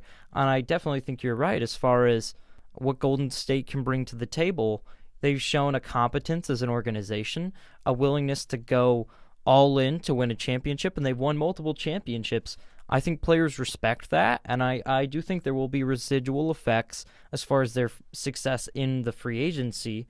So again, we're still waiting on this New York pick. What do you think could be the issue here? I mean, clearly this is over their 5-minute limit. I mean, is there a trade going on? I mean, what do you think could be happening? I would imagine there's a trade in the works. Maybe, Boston's got the picks to move up. I mean, who else? Maybe Boston could go up for it. Who else has the capital? I mean, I guess you could trade a player, but I'm thinking just purely picks. I mean, with Avdija, Toppin, and Halliburton up there's got to be a lot of late lottery, mid-first round teams that like those guys that suddenly find them affordable and in their price range. Right. It doesn't seem like a lot, but there is a big difference. Maybe the Thunder, in trading for the Thunder have enough picks. Right. Maybe they like one of these guys and want to go up and get him. Right, there is a big difference between the 4th overall pick and the 8th or 9th overall pick, obviously. As far as like what's affordable, what these teams can trade for. And the new rumor is that Minnesota could be sending the 17th overall pick to Oklahoma City for Ricky Rubio, and then the 25th and 28th first pick in the first round. So Ricky Rubio could be coming back to all the T-Wolves fans out there. That's an interesting trade throwback. For sure. That's actually pretty fascinating, to be honest. If they do that, I'm assuming they want to put Russell in kind of a 2-guard off-ball role. role. I think Ricky Rubio can just man the second unit and just hopefully make it more effective. I think with Rubio's defense and passing, I think he's a perfect complement to Russell in the starting lineup. Yeah, most definitely. And again, now the draft coverage has gone to commercial, still with no pick for New York, so maybe a trade is in the works. But again, that's not really. I mean, they still have to do it within the time parameters. So we have a real basketball question at this point. First, okay. As a group, we really do appreciate the support for our guy Paul here. He's done a tremendous job behind the scenes, and we're hoping we can get him on camera for you guys. We're not ignoring your requests. We will do our best to make Paul happen for this episode, but the question asked is, do you think Tyshawn Alexander will be the biggest steal of this draft? I think he certainly has a lot of potential as a late second-round pick or maybe a two-way deal guy. He's undersized, but he's a really good defender. He can pass well. He can shoot well. I don't know if he's going to go much higher than 50th, but I actually do think as a two-way player, he could be a phenomenal rotation guy. Still the draft, no, but I definitely do think that there's a good amount. Yeah, so unfortunately, we won't see him get drafted tonight as we're only doing the first round, the first 30 picks.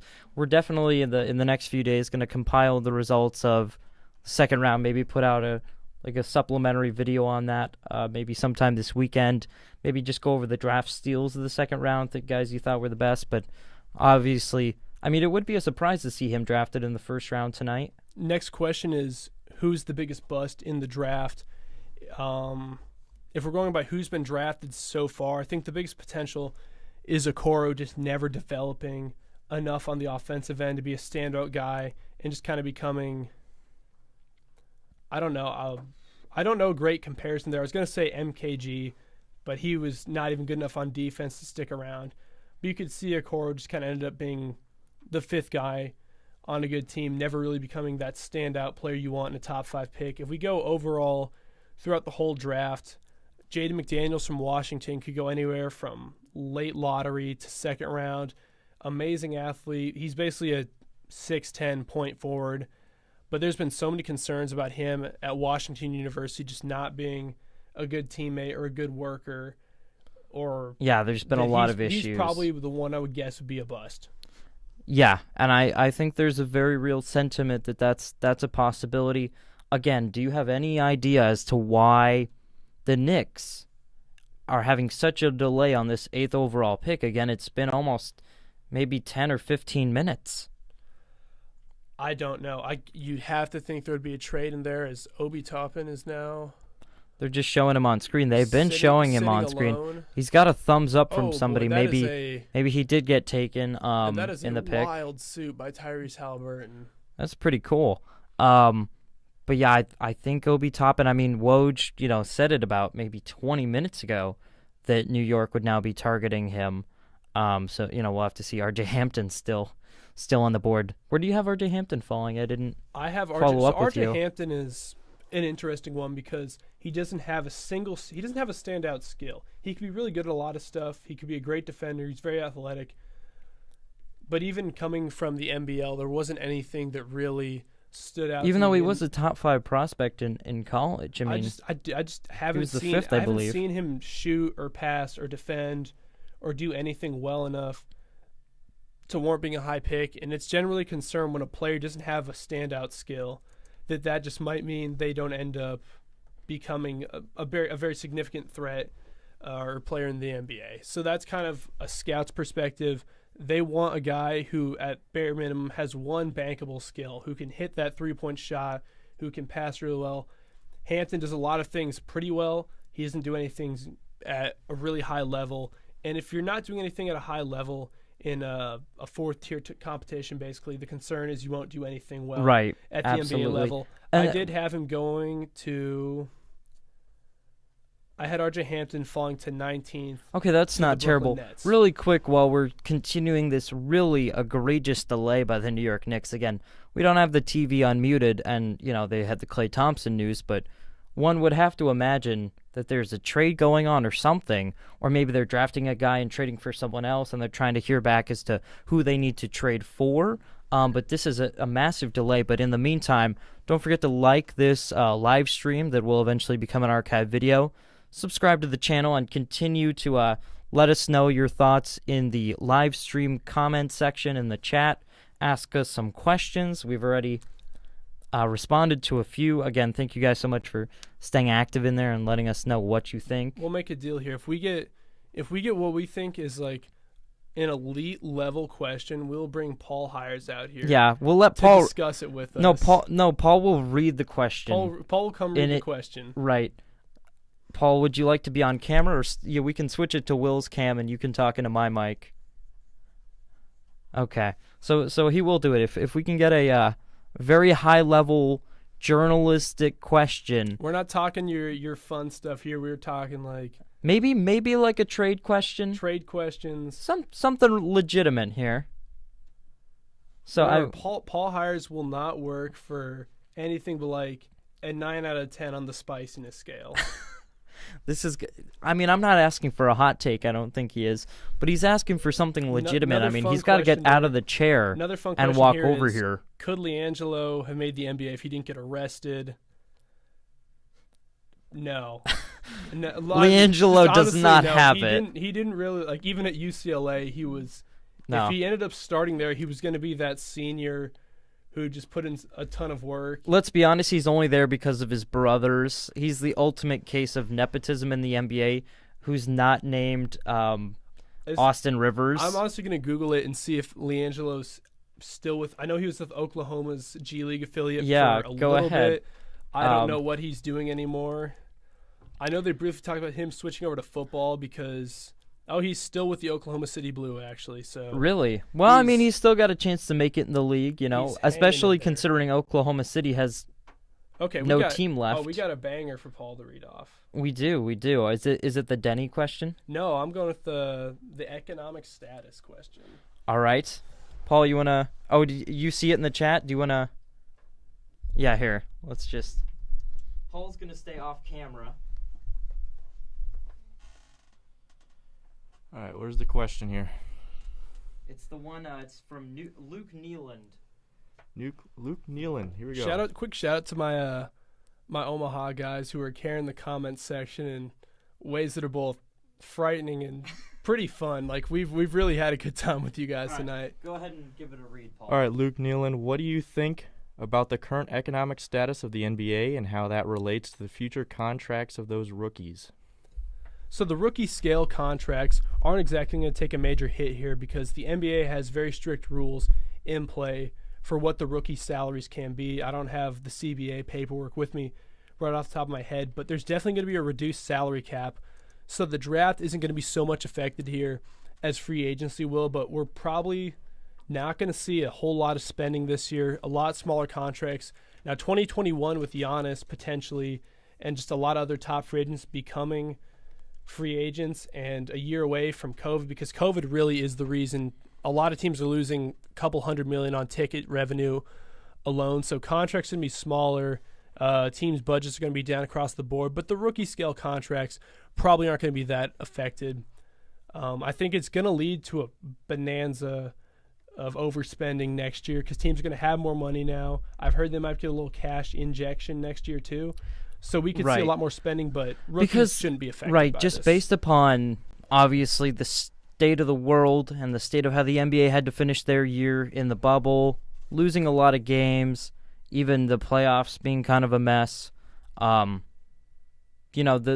salary cap is going to drop. I think they've already said it's going to drop from its current status of $115 million, so expect that to happen. But like you said, there's going to be a cash injection into the salary cap in the next few years, hopefully, so these teams and these players don't suffer. But like you said, the rookie scale, especially outside of maybe the top 5 or 10, is so diminutive that it really is even sometimes less than a veteran minimum salary, so it shouldn't be affected too much.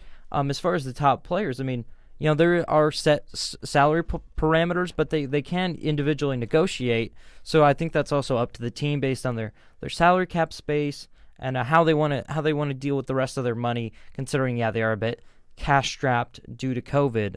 I don't know, just any following thoughts on that? So just to finish up the rookie question, so it's actually called the Derrick Rose rule because he got back before they had, so every single draft pick has an actual dollar amount tagged to it by value. So where you're drafted just means that that's what the league says your pick is worth, that's what your contract is worth. And that happened because Derrick Rose was able to get such a gigantic contract right out of the draft. And that obviously didn't pan out for the Bulls through no fault of his own, through the injuries. And just really quick, we aren't seeing it on TV. Again, I don't know if there's a delay or Adam Silver has quit coming out to announce picks or whatever the issue is. Again, they keep going back to Bobby Marks, so something must be going on.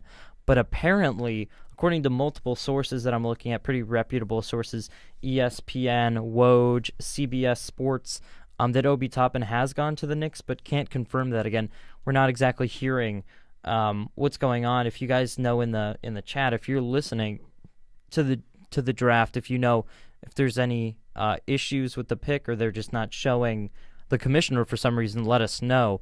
Will, any thoughts on that? Any news? Let's go with if Toppin goes to the Knicks. If Toppin has in fact gone to the Knicks, what does that look like as a team? I mean, you're going to have point guard still going to be a massive question, but Mitchell Robinson hopefully can get the fouls under check enough to actually be the starting center. You're going to have R.J. Barrett on the wing. I mean, other than that, Dennis Smith Jr. and Kevin Knox really look like they could be closer to being out of the league than in the starting lineup, so that'll be interesting. And I mean, on ESPN's board, the TV's off, but they're starting to show. Okay, and we also, I mean, I was looking at this on CBS Sports. I don't know what's going on with the commissioner as far as I don't know what's going on there, but we do have multiple people in the chat saying that Obi did go to the Knicks and that Denny Avdija went to the Wizards, which is kind of fascinating. And okay, I just got to announce this last one. We'll jump back to Obi and Denny, but the Phoenix Suns just selected Jalen Smith, the forward center combo from Phoenix. We have a comment here saying the Suns really just drafted someone based on the fact he looks like Amari Stoudemire. That could not be far from the truth, actually. He's way skinnier. He shoots threes. He's not great in the paint. I'll just say one more thing about him before we move up to those past picks and kind of address that. But I had Jalen Smith going 17th to the Timberwolves. Really? So I consider this a reach, but I even I did a pre-draft preview for the Suns, and in it I wrote, with the selection of Cam Johnson at the 11th overall pick last year, the Suns have shown that they're not afraid to move up and reach on a guy that they think is the best guy for their team in their position. So Absolutely. I don't think they think it's a reach. I would say it's about back to we'll just try to wrap up this Obi Toppin New York Knicks ones. I know we discussed it. And then go on to Denny there. really quick. Well, the one thing I will say, the Suns don't have a great history of drafting people. Let's be completely honest with ourselves. Not a great drafting team outside of Devin Booker, which at this point we can consider a fluke. And now they're going to the commissioner. Paul, do you want to maybe unmute it and see what we can hear from Adam Silver?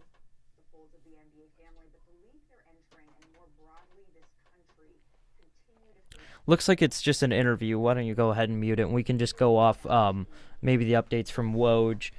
So we have obviously Obi to the Knicks, and then Denny to the Wizards, and then we have the Suns picking Jalen Smith, and then we have Devin Vassell going to the Spurs. Your thoughts on that? So actually, where'd you have him going? I had him going 11th to the Spurs. Or no, I moved him up after the Suns got the 10th pick. I had Kira Lewis Jr. going there. When they got Chris Paul, I bumped Vassell down up to 10, but he's going to be a really good 3-and-D guy. He has less potential than his teammate in college, Patrick Williams, who a lot of people have had questions about in the comments. We'll try to address that later on, but he's a good shooter. He's a good defender. His ceiling just probably isn't him being a star scorer or anything. But and we did lose picture, like Hannah said in the stream comments. We'll be back in a minute. So hopefully here we are. We're back. Good job, Paul, fixing everything. Paul the fixer, the real MVP of this draft. So yeah, Vassell going to the Spurs. Where is Halliburton going? I know you said you had him. Where'd you have Halliburton, 4th? I had him going 4th. Yeah. Yeah. So where does he go next? And which is crazy because all the seems like one of the most complete players. All the information I was hearing around the league too was painting him as one of the most sought after guys. I mean, straight up, the Kings could take him at 12th. I mean, we're at a stage now where any team. We had a question earlier was, how do we feel about the mantra that you take the best player regardless of position? At this point, Halliburton's so far and away the best possible player, whether you're Spurs, Kings, Pelicans. He's just, or even the Celtics. I know we had someone talking about Halliburton, Kyrie, or Halliburton, Kemba backcourt. I think he's the best player available for the foreseeable rest of the first round. And we're back again. Paul just ripping through all of our equipment bags, finding batteries. We have been going for quite some time, and so have the cameras, so the batteries are a little bit dead. Oh, are we gone again? We are gone again. Again, hope you guys can still see us. Well, picture's gone. Are we still going on the audio? Still good on the audio. All right, let's just keep going then. Real quick, though, we have, do y'all talk about NFL news and Skull? First of all, Skull would have to disagree with that statement. We have Tim. He's working behind the scenes here. He's one of our talented NFL analysts. He would disagree with that highly. But yeah, if you guys check out the rest of our channel, we do a lot of NFL content too. That's kind of what NFL and college football have kind of been what we've been focusing on. But we're obviously going to keep doing NBA stuff as we near free agency. Yeah, and if you want to hear my beautiful voice, I'm Tim Seipel. As we cut in and out of the. In and out of consciousness. But if you want to hear a little bit more from me, you should check out some of our episodes. We've got some more coming out. But I'm more NFL based. I usually let Will act like he knows what he's talking about in the NBA. But I guess I'm the NFL expert in this town. And also, go Pack Go. There's a reason why Aaron Rodgers is a bad man. The Pack are looking good. If only they knew how to draft in the first round like all these lottery teams that do on an annual basis. That's a sick burn, as I think what people call it. But anyway, yeah, check out our other content. Of course, we, on a regular basis, do a weekly pick'ems. Again, we're really busy with school, but we try and do as many uploads as we can a week. And we're going to try over the break to get a lot of content out quicker about any breaking news or reactions to trades and games and things like that. And in the next couple of days, too, we'll have a video where we break down some young quarterbacks. If you want to hear us bash on Sam Darnold, Drew Lock, Cam Newton, especially Cam Newton, check that out. But just kind of jump back into this draft stuff. Marco, what do you make of this draft so far? I mean, Avija fell Halliburton's still falling. And Jalen Smith flew up the boards at a I shocking honestly, rate I for don't me. know, man. I mean, this is very interesting. I thought Halliburton, for my money, was one of the most complete players. You know, obviously no one was really going to touch that top 3, but certainly thought that he could be a guy that's, for the most part, easily drafted in the top 10, if not, 4 or 5. But this is really surprising. And there we we go. do have a... Halliburton is now off the board. He's going to the Kings. So Luke Nealon asks, what do you guys think about the Portland Trailblazers trade to acquire Robert Covington? Well, we did talk about it earlier, and I do agree with what some of you guys are saying in the comments. Rocco is good, but I think the Blazers did give a little bit too much for a guy who's, on a medium-level salary. He's 30 years old. He's a defensive specialist. I disagree, Marco, because the Blazers need to win now, and he's going to give them. He's probably one of the best fits for them that there is. He shoots. He has a decent amount of size. He's a great defender. He can mask some of McCollum's shortcomings there. So we're still working on getting video back for you guys. But I think Robert Covington was a great pickup there. Again, we talked about the Blazers earlier. They need to try to put something together soon because they're kind of running out of time to a degree. Dame's going to be around there for a while, but they need to start getting in a championship window. So I do have some news for you, though. According to Woj, the Kings have taken Tyrese Halliburton at number 12. That's big for the Kings. Maybe we even see, I guess Bogdanovich could maybe re-sign. I mean, no, this Kings team, they're not making the playoffs, but I mean, if they're getting decent. If they're getting another guard, there's a play-in tournament now, so they'll make the play-in tournament easily. If they're getting another guard, it means they're pretty confident that Bogdanovich is going, or they've decided to get rid of Hield. The Hield Bogdanovich kind of duo was not really one that was meant to be in the first place. I think Halliburton's the perfect pick for the Kings, though. Again, he's the best player on the board, and then just defensively, as a passer, as a three-point shooter, he's just consistent. De'Aaron Fox can be so erratic, and he's so talented and fun to watch, but he can be so erratic. Halliburton's just really going to kind of be able to mellow him out and just kind of keep this team held together in a more productive manner.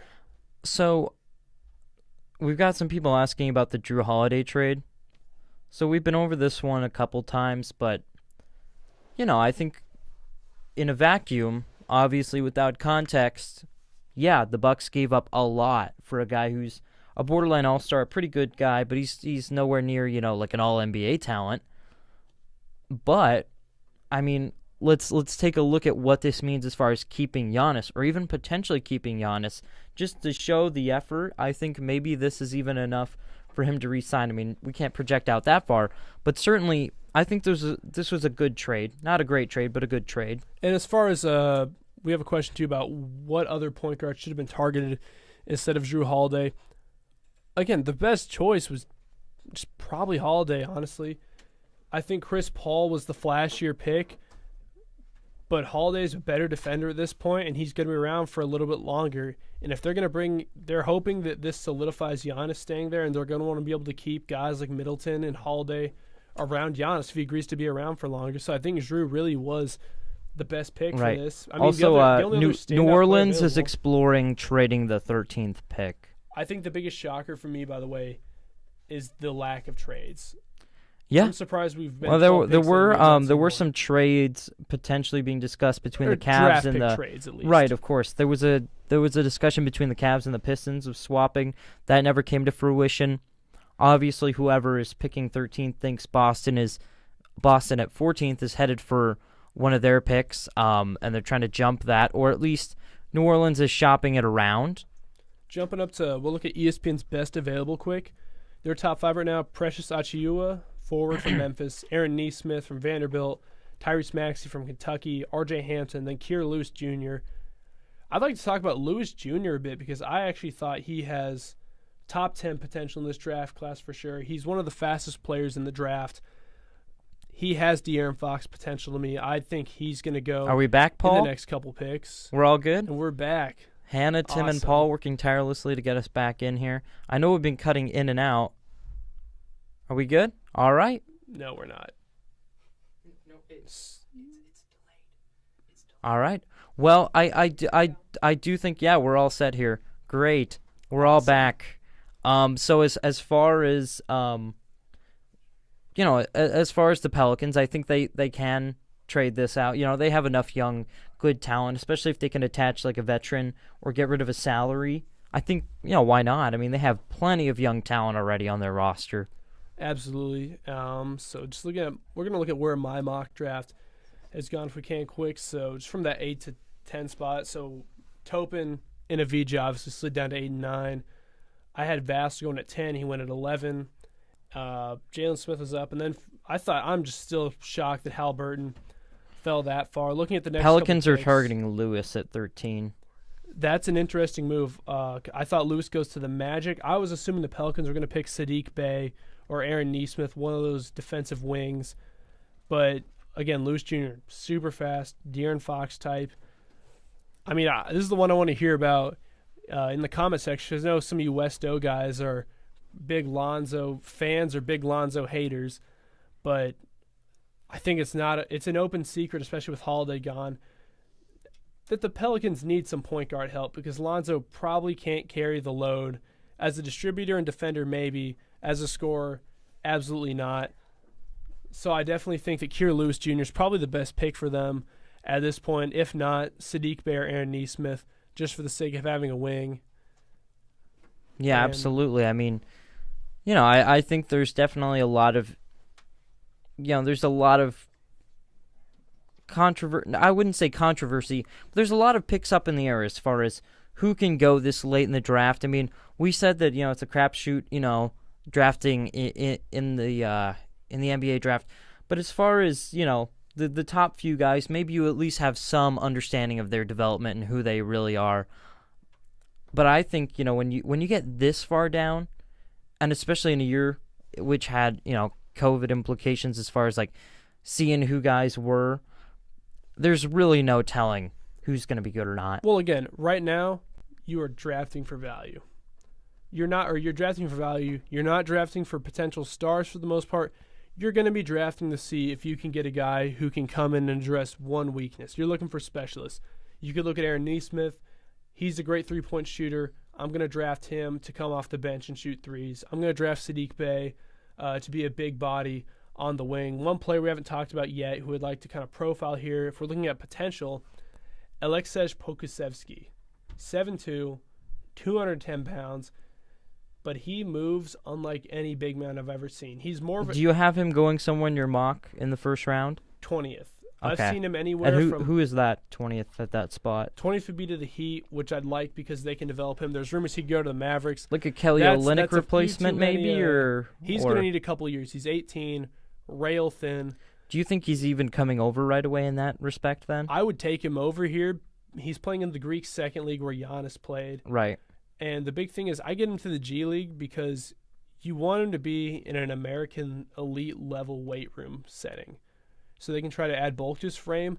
The interesting with him, and though, just have him be closer to the franchise in general. He moves unlike any player I've ever seen because, I mean, even guys like Porzingis, who are tremendous three-point shooters at 7 feet tall, Kevin Durant even, they're still when they shoot, it still looks like a really tall guy shooting, if that makes sense. Pokusevski releases at almost a Duncan Robinson level of speed. Really? And he has a really quick. I'll be honest. You're the NBA expert. After about the lottery picks, the top maybe 10, 15, 20 guys, I've kind of, my knowledge is kind of expended at that point. So you're the expert. Moves fantastically. He could not even be worth drafting. He could be out of the league entirely in 5 years, but he's a top 5 potential player, honestly, as Kira Lewis Jr. will be the selection for the New Orleans Pelicans. Okay, well, not entirely thrilled with that pick as far as what the Pelicans need, but, we're not the expert as far as what the Pelicans need. So moving on to the Celtics, obviously near and dear to my heart, the Boston Celtics. I don't know where they go from here. I mean, they still have Hayward, and I know they've extended his player option till Thursday, so maybe they're going to have him pick it up and then, approve the team he gets traded to, or they'll just pick him up, draft a dude at 14, and just go with it. but I'm not entirely sure what they're going to do with this 14th overall pick. And again, the one thing this draft class, the lack of trade should really reinforce that even after this extended period of time to scout all these guys, teams don't know what they're looking for always.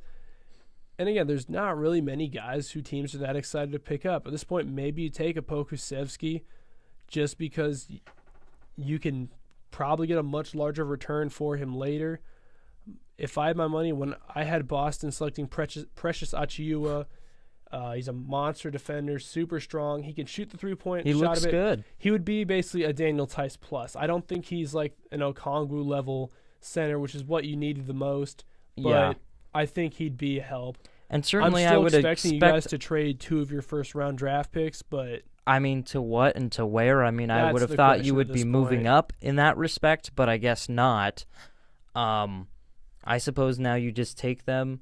But obviously, just like a brand new car, the second you make a pick, the value of that draft pick completely diminishes. Because I think also there's like a spectacle that it could be like a draft pick at times shows like limitless potential. I mean, we've seen guys that, get picks at picked at weird spots. I mean, even Giannis, a top 5, 6 guy in the league, he was picked at 13th, and they're just showing the recent Celtics picks. I mean, it's been insane how successful drafting Danny Ainge has says been. notable treasures, Smart, Yeah. Brown, Tatum, even Rozier, probably Yeah. just for what he was worth in the Absolutely. trade, And the past 2 to 3 years, maybe not so much. But again, they're showing 14 via Memphis, 26 as their own, and then 30th via Milwaukee. I'm sure they would have loved to move 2 of them, if not all 3 of them. So you're looking for another Gershon Yabusele? Oh, boy. What about Semi Ojeleye, the powerlifting champion of the NBA, if you're not aware? Do you want Ojeleye to stick around? We're getting too much off topic. The Hey, next why not? question I Why saw that I not? really liked, though, was should teams adopt the Sam Hinkie strategy of tanking, or does that create the risk of just having a losing culture you can't really get out of? It's interesting because the 76ers were able to get rid of that losing culture pretty fast. Now they're in a culture of weirdness and not shooting. But Right. Well, you look at teams that have rebuilt, and, obviously when you do that aggressive rebuilding where you still try and stay competitive, that has failed some teams, like, for instance, Phoenix. But when you look at a team like Boston, let's be honest, they had to completely retool when it came to post-KG, Paul Pierce, Ray Allen era. Miami had to do it after LeBron left. You've seen teams effectively rebuild. And even teams like the Nets, after completely leveraging their future. How are the Nets where they are? I mean, yes, they did get Kyrie and KD, but before that, they were pretty functional. They drafted well, they were aggressive, and they made the right choices. It's all about, being strong in the draft, finding good undrafted free agents, and making smart signings and clever trades. Really, I think the best way for a team to rebuild is to stay aggressive and stay smart, because nothing is more valuable than a culture. For sure, and we've seen that. I mean, everyone talks about the Miami Heat culture a lot, to the point where it's a bit played out. But players show up there, and it gets really drilled into them that you're going to be the hardest working guy, and you're going to be in the gym, you're going to be running. So I think culture is a very underrated aspect, because if you look at why the Knicks have been so terrible, as we're going to pause here, as the pick is in, Silver is now selecting picks again. Celtics select Aaron Neesmith. Yeah, Yeah, that's about right. that's a good pick, for where they were at 14. For how little I trust your bench. Yeah. I'll break down Neesmith. I don't know if you're that familiar with Yeah, him. yeah. He can shoot. He can defend. He didn't play that. He only played about 13 games in college at Vanderbilt because of injury. Right. But And you're because of banking- COVID. You're banking on the fact he's going to be able to step in and just shoot the lights out right away. I had him going 11th to the Spurs, and on my big board, I had Neesmith coming in at 14th. So that's actually just perfect value there. Yeah, I you'd think have he's- to say that he's a very solid shooter. The Celtics don't lack ball handlers. They don't lack elite defenders. What do they lack? Shooters, especially to pair with guys that are going to be more ball heavy at times. Jason Tatum, he's pretty ball heavy. Kemba Walker likes to have the ball. So it'll be nice to have a guy that's a pure, very solid shooter. It's going to be a good situation for him, too, because he's not going to be forced to play these major minutes yet. He's going to have time to improve because his offensive game is a question mark besides the three-point shooting. He's pretty good on defense, but he hasn't played a ton against high level, obviously. But with Hayward and Brown, he's going to and Tatum, he's going to have a lot of time to figure that out. So I'd feel pretty good about him if I'm Boston, meaning that right now the top remaining prospects would probably have to be Achiuwa, obviously is still out there. But I'm not looking at seeing anyone who I really am shocked is still on the board now. Achiuwa, Tyrese Maxey. Well, and we're getting to the point, Celtics got this via trade from Memphis. Yeah. Obviously, they're a contending team, and Naismith can, contribute in certain ways. But we're starting to hit a point where these teams, are pretty regular playoff participants, and then pretty soon here we're getting into teams that think they've got shots at deep playoff runs, and then eventually into the title contenders. What are some guys that can make some immediate impacts that aren't necessarily projects or prospects, but guys that can step in right away in the NBA and play a decent amount of minutes and contribute to a winning culture and a good organization? Are we talking still on the board or already off? Still on the board. Still on the board. That can go to these teams. I think Sadiq Bey is probably the biggest one. I'm a little surprised he hasn't been picked sooner. The question with him is going to be his potential. He's old. He's like 22, coming out of Villanova. He's a big wing. He shoots well. He defends well. Not super athletic, but I think he's probably the guy who can make the biggest difference the fastest. I'd feel pretty comfortable drafting him. Again, he's going to be good for a team in the next couple picks, like Dallas if he falls there, Brooklyn, Miami if he falls there, just because they're not going to need him to become something he might not be. And they're showing Aaron Nesmith's numbers, 52% from three in 2020, 23 points a game, almost 4.5 three-pointers made. Again, only 14 games as opposed to the 32 he played in 2019. Still but a massive improvement, a great elite sharpshooter that they're getting at the 14th spot. Now Orlando's on the board. Maybe not a team that's, one piece away, but, they can continue to build. Who does Orlando go for at 15 in your eyes? So I had them taking Kira Lewis Jr., who's off the board now. Okay. I'm going to lose my damn mind if we see the Magic select Achiuwa, best guy on the board, really long and athletic. But like their seventh big man. The Magic love to get these long, athletic big men, but they got Chuma Okeke, who didn't play last year because of injury from Auburn. So haven't invested really in a guard at all. And if you look at the big board, Evan Fournier can hold down a four. The rumor is that they kind of want Mark to move away from Markelle Fultz being the primary ball handler. Right. So they're going to go a point forward, but they got to find a quality point forward. I could see Tyrese Maxey at the kind of combo guard position. He obviously didn't put up great stats, but people love Kentucky players. R.J. Hampton's in the mix. Yeah, I'll be surprised. Maybe Sadiq Bey. If R.J. Hampton falls far enough, he could end up being the point guard of the second unit of a really solid playoff team or even a title contender, which would be really interesting because obviously he opted for the professional environment in the NBL, and we'll see how much that prepared him. Obviously, LaMelo Ball is going to the losing culture of the losing culture in the NBA, and the Charlotte Hornets, they have no bright future. They have pretty much no chance of making the playoffs in the next couple of years, although you could stand corrected, but be interesting to see. Again, these guys are going to teams that could potentially make good, playoff runs, be title contenders. Some of these guys could end up playing huge roles in the franchises in the future. So as we step away from that, to answer another question for the comment section, as the game evolves internationally, do you think drafting less scouted international players is a solid decision, or are teams still running the risk of drafting the next Darko Milicic?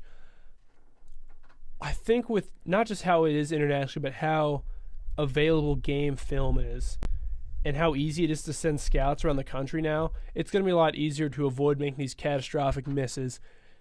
Like with Pokusevski, I'm assuming that's kind of who they're referring to here. Right. If he's a miss, he's a targeted miss. He's a guy who you see him, you see the risk, you see the reward, and you pull the trigger. He's not going to be a Milicic type guy where, you bring him over thinking he's going to be the next Dirk because the biggest thing Luka Doncic has done so far is made it so for the first time in 2 decades, Dirk isn't the only person that can come to your mind when you see any player from Europe.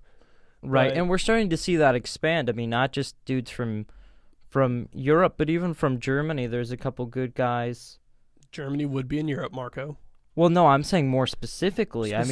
Really all over Europe. Obviously, you've got the Baltic states. Both. France is. I mean, they got Killian Hayes, Theo Maledon will likely go later. France is starting to. What produce about a lot Frank of talent. Ntilikina? Shout out to Frankie Smokes, baby. Tony Parker. Tony Parker. I mean, Tony Parker is a major player there. He owns a team. He's What is Killian Hayes. And we're seeing. I mean, the NBA has Boris Diaw? NBA That's now a has French 7 player. international Took me a academies minute. around the world in places like Australia, Japan, Cameroon. So they're working on finding talent overseas and bring them up in a boarding school type academy to try to prepare them for the NBA. We're going Right. to actually see the first few of these guys coming out of the scene this year with Josh Giddey and Mojave King, who are playing in the NBL this season in Australia. And then Kai Soto, a 7'2" center from the Philippines, will be playing for the brand new the G League kind of select team there. So we're going to see international Yeah, and play in the NBA is about to take a big step up Magic soon. making their pick now.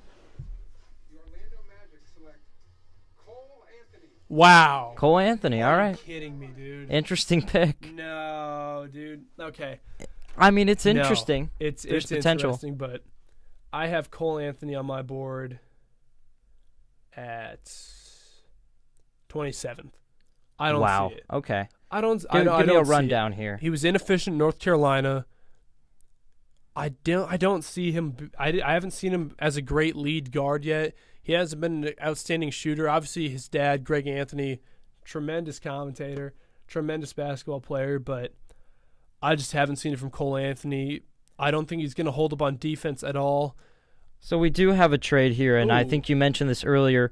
Thunder will trade Ricky Rubio, the number 25 and 28 overall picks, to the Minnesota Timberwolves in a package that does include the 17th overall pick that we will see here in a minute after we see the 16th overall pick that And the that's- Blazers and acquired that's from smart Houston. the Thunder. They gave up a pair of first-round picks, but I think it was wise for them to consolidate them because the end of the first-round picks can be such kind of a crapshoot that, like, if they're seeing a guy, maybe Achiuwa, maybe R.J. Hampton, who they think could – I mean, R.J. Hampton fit right into the stereotypes for Thunder draft picks recently. You get a really athletic wing who maybe will never score well at all. Ferguson and Hamidou Diallo and Abdel Nader.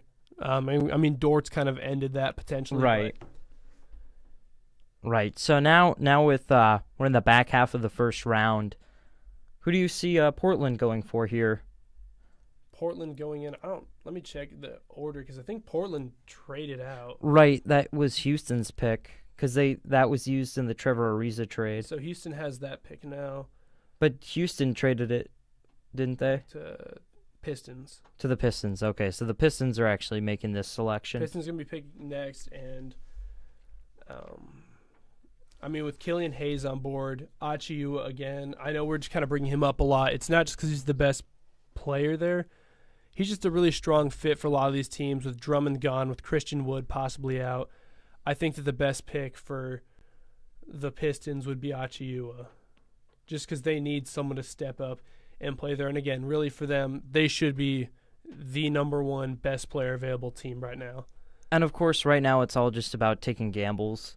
You know, I mean, like you said earlier, there's potential for these guys, and there's If Portland a wants lot to of be, options. If Portland wants to be really smart, or not Portland, I guess, since Detroit has that now. If they want to be smart, Sadiq Bey is probably the safest pick left. He's not a great fit there just because I don't see his potential being able to lift a team up that much in the close future. So that's going to be a big question mark. But other than that, Yeah, I definitely think Portland has a lot of potential. Right, but they've actually so it's Portland. Sorry, I'm already losing track. So Portland sent it to Houston, now to Detroit. Who did Detroit select earlier in the draft? They had a like I believe, said, they got 7th Killian pick. Hayes. Right. So I mean, who do you like them pairing him with as far as like the remaining guys? Like I just said, Achiuwa was probably the best fit. Yeah, and then Just based on him being in the paint. I mean, we're getting late enough that we can see. just start taking We gambles can on maybe guys. see. I don't think it should take Pokusevsky because Dembuya is pretty close to that. But maybe R.J. Hampton. Maybe they could take Maybe they could really reach in the big man area and try to get a Daniel Oturu or Zeke Nnaji. I'm not really sure where the Pistons go here, as we're having some slight delays with our monitor here showing us the TV. But we will kind of keep you guys updated when we find out. Detroit is targeting Isaiah Stewart at 16. Wow, that is. Everyone's taking gambles. I've seen Stewart. I've seen him in the lot. I've seen him. I've seen him as outside the low as lottery. like 35. I've seen him in the second round. I've seen him in the lottery. I have him personally hanging in there at 28th. But I think we You don't also have need to to hate it. reiterate. I don't think this draft has a lot of talented players. The big thing with Stewart is he's widely regarded as one of the nicest, humblest, and most hardworking players. Right. He's a big guy. He's 7-footer. He can shoot decently well. He's not super quick, but he's a grinder. He's going to stay in the gym, and he's going to put together a lot of effort. Yeah. I can't tell if they still have Portland being responsible for taking that pick, but I'm Right. assuming that'll be Obviously, conveyed Detroit has to Detroit ownership over afterward. it, and it's looking. Yeah, I'm seeing multiple sources saying here Isaiah Stewart. So I think that's a solid pick. You know, I definitely think, like you said, it's a gamble. I've seen people put him in the lottery. I've seen people put him early, even middle of the second round. But I think, what does Detroit have to lose at this point? Nothing. You hate to break down what is an exact science that is like the NBA and as far as player chemistry and like building a team, but at some point you just have to take a gamble on a guy you think has the talent that can elevate your team. And as far as Detroit, like, nothing to lose, right? Yeah, and if we can answer a fun question quick in the comments, we have, if the United States Olympic team was completely comprised of college athletes, who would be in the starting five? I'll go for this one just because we're kind of in a buffer zone. We're waiting for these picks. Definitely have to have Cade Cunningham on there. Luka Garza out of Iowa for sure needs to be on there. I'd throw in Jalen Crutcher from Dayton, Corey Kispert, and then I'm trying to remember kind of a good guard option. I definitely want a returning guy there. I mean, are we talking guys that just got drafted or guys that He's we talking, got? He's talking collegiates currently. Right. Maybe okay. Evan Mobley from USC. Yeah, that's a possibility. I think that's a fascinating question. I would be interested to see how well they'd compete. I don't think they'd be the best. I don't think you're they'd talking be close to being the best. I think you're talking about there's plenty of teams out there that would be better than them. I think Well, if you France take and a look- Serbia for sure. If you take a look at it, though, the way our team played at the FIBA Eurobasket, Right. they were without our top players, but everyone on that roster is much better than Still the a college world players. talent. Yeah, and Yeah. they lost to teams like they were behind Australia, Argentina. Right. Not to mention, of course, the big teams. A lot of like that might have to Serbia. do with chemistry, but yeah, you've got especially the European powerhouses like Lithuania, Croatia, Serbia, France, and Spain are certainly the top dogs as far as European basketball. But I still think the American collegiate team would do a decent job, you know. But I'm not entirely confident in what their abilities would be. So I don't know. So your thoughts on this 17th pick that now the Timberwolves have acquired? I mean, Where do they go with this, honestly? Sadiq Bey. He's safe. He's a wing. He doesn't really. They need defense. That's a big They one. need defense. You don't really want it. Maybe Achiuwa. Oh, there he is. There's Pokuševski, my all right. guy. That is interesting, just because I'm not sure they're the team to take and develop such a unique talent at the same time. Who could at the same time has a lot of bust potential. So I'm not 100% sure if that was the right team for him. But he's really good value at this point. I like it. I think he could be a tremendous player. Yeah, I think there's a lot of potential there for what he can do. Obviously, they're showing he's, very young. Like you said, youngest eligible player in the draft. And I definitely think there's a potential of growth there. Do you see him coming over right away, though? Does he go back to Olympiacos? For his money, he's probably better off, because the worst thing for him right now would probably be him jumping up to Olympiacos' A team and getting smoked there. He's with their B team right now. If I'm him, if I'm the Wolves, I'm bringing him over as soon as I can. I'm getting him with the G League team. The Wolves I don't think they should be in too much of a hurry. I'd kind of try to keep him around the organization. have him meet players, have him work on his English. So he's Serbian. He speaks Serbian and Greek, as my boys are. Have the pick in for Dallas. I'm hoping. Where's Dallas going with this? What do you want, and what do you think they'll do? I'd be happy with Tyrese Maxey. Sadiq Bey is a less exciting choice. Tyrese Maxey, I just feel like, has probably the most potential yet. R.J. Hampton and Desmond Bane have been linked to us a lot. So I'm excited to see where we go here. I wonder if maybe we see that Gallinari trade happen. It's not especially looking like it at this point, considering how silent everyone's been trade-wise. Someone's saying that the Thunder traded up. Yeah, Oklahoma City.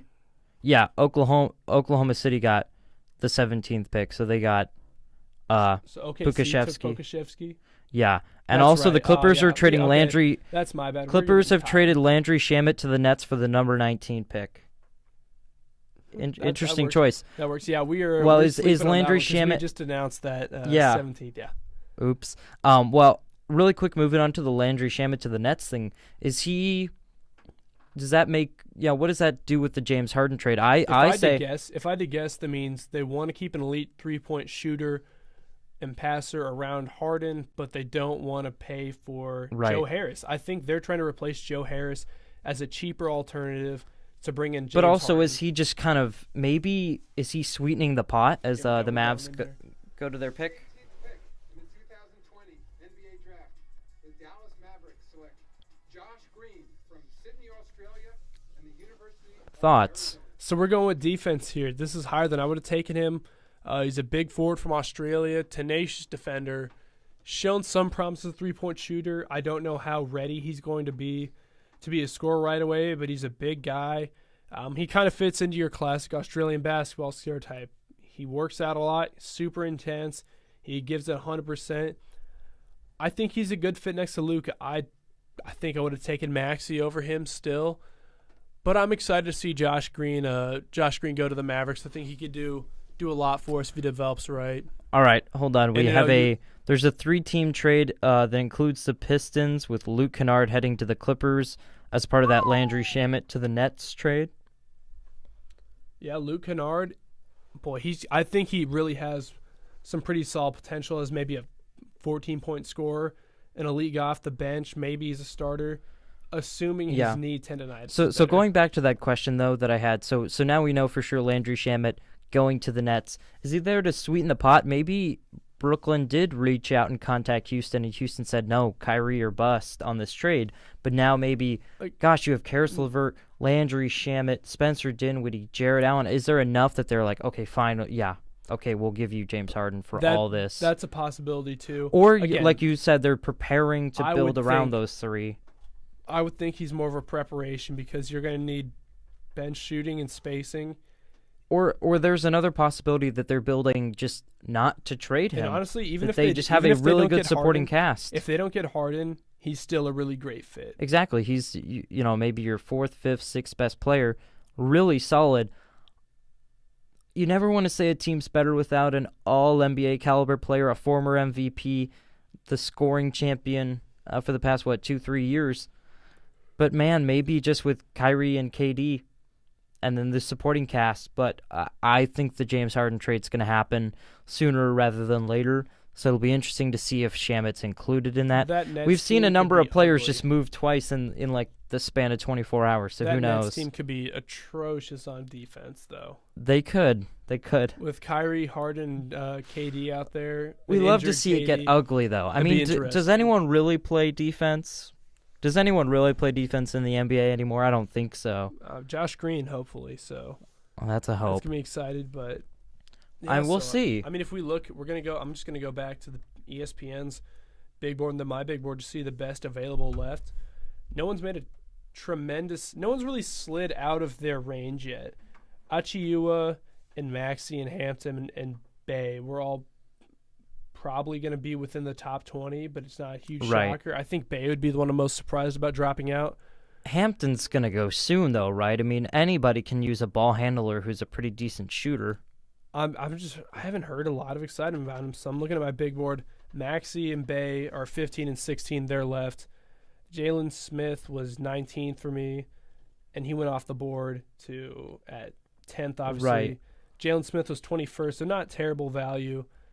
And then Josh Green was there, so not terrible value.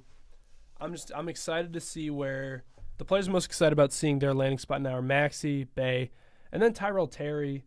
I mean, Hampton, I'm not super interested. Tyrell Terry from Right. Stanford, he was a point guard. He grew enough to maybe be an off-the-ball guy. I've heard a lot of interest in him, especially from the 76ers. Right. I'm excited to see how far up he could go. So again, we're still just waiting. Again, the three-way trade, Pistons, Nets, and Clippers all involved. From the Pistons headed to the Clippers, we have Luke Kennard. From the Nets headed to Detroit, we have the 19th overall pick, and then the Clippers getting the 19th overall pick for Shamet. So Yeah. right, that's still with the Clippers, Yes. Let me check. or is that So going to ESPN Detroit? ESPN doesn't really update the trade till after the draft, so I'm just gonna kind of check on that draft order quick, make sure we're getting that all Yeah, it's Detroit. They have it. Oh, They're sure. they're targeting Sadiq Bey at 19. solid. That's a good pickup. That's good value. Where does he fit in the team? He's not an immediate starter, but I think he can contribute. He's not going to sit on the bench. I think he could be an immediate starter. Really? Honestly. I guess The they are only so reason stripped The only as a reason I team. wouldn't start him, Especially if Blake Griffin is traded. he's ready to go. The only reason I'd question starting him is because if you're going to get rid of Blake, you're going to want Dembuya to play as much as he possibly can. Right. 'Cause I mean, he's you your could go only real smaller. blue chip asset there. I think Bay's the most pro-ready guy who's left right now. Yeah, well, I would venture to say that, like, I like what R.J. Hampton has to offer. I mean, there's some bust potential, but he's a good player. He's proven to be, like, a professional Yeah. guy going and playing in the NBL, which I think that's a trade that's not going to be bucked for a long time, especially with LaMelo doing that and then ending up the third pick. Yeah. I mean, I think that's here to stay, Well, the if we're going to hope be is that frank. the NBA is hoping that G League team will kind of switch that up and keep players at least in the States, if not in the college basketball system. Right, obviously. So we got something from Woj. Why don't we take a listen in? Nets and Clippers. The Clippers are going to send Landry Shamet to the Nets. Luke Kennard, the guard with the Pistons, goes to the Clippers, and then that 19th pick heads to Troy Weaver in Detroit, and they have a chance now to really reshape this young roster. They've been very high on Sadiq Bey. I think this is a good trade for everyone involved. I'd agree. I think Kennard's ready to be on a solid team now. Shamet needs another chance. I mean, as good as it's forgotten, people kind of forgot about him. He was super good with the 76ers as a rookie, and then he kind of got pushed out of the Clippers at times.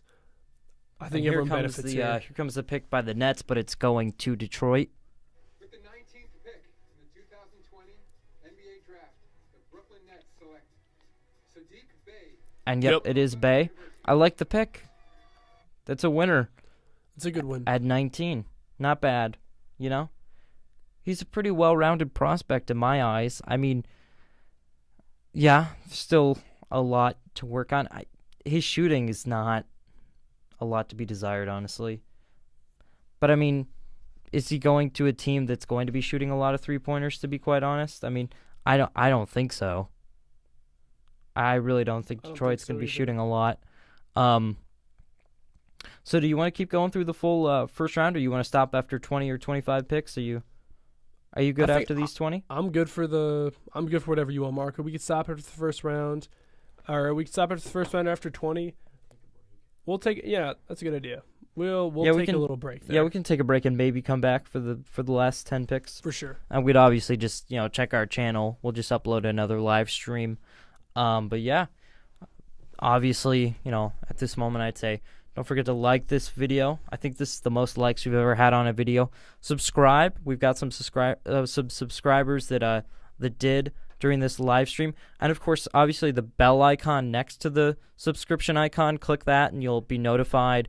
You can choose like personal based on like what you're interested in, or you can just choose all. We'd love you to do all so you can see all of our uploads. But yeah, don't forget to like, subscribe, and comment. Obviously, we've got the live chat going, but you can also comment below and we'll give you a shout out in our next video. Any questions or thoughts you have on the NBA draft, things going on in the NFL, or the college football playoff picture, pretty much anything. I will maybe even dedicate a video to it. Any interesting topic ideas you guys have, we're more than willing to listen and get your guys' input.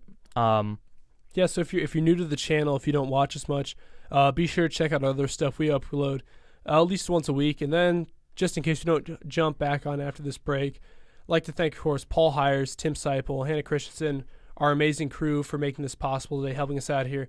And then Paul is the real MVP. Paul is the real MVP always. Put and then that I'd like on to a t-shirt. give little shout-outs to Carter, Sully, Isaiah, Luke, and Avi, just for kind of making this a lot more fun, for being there in the comment section.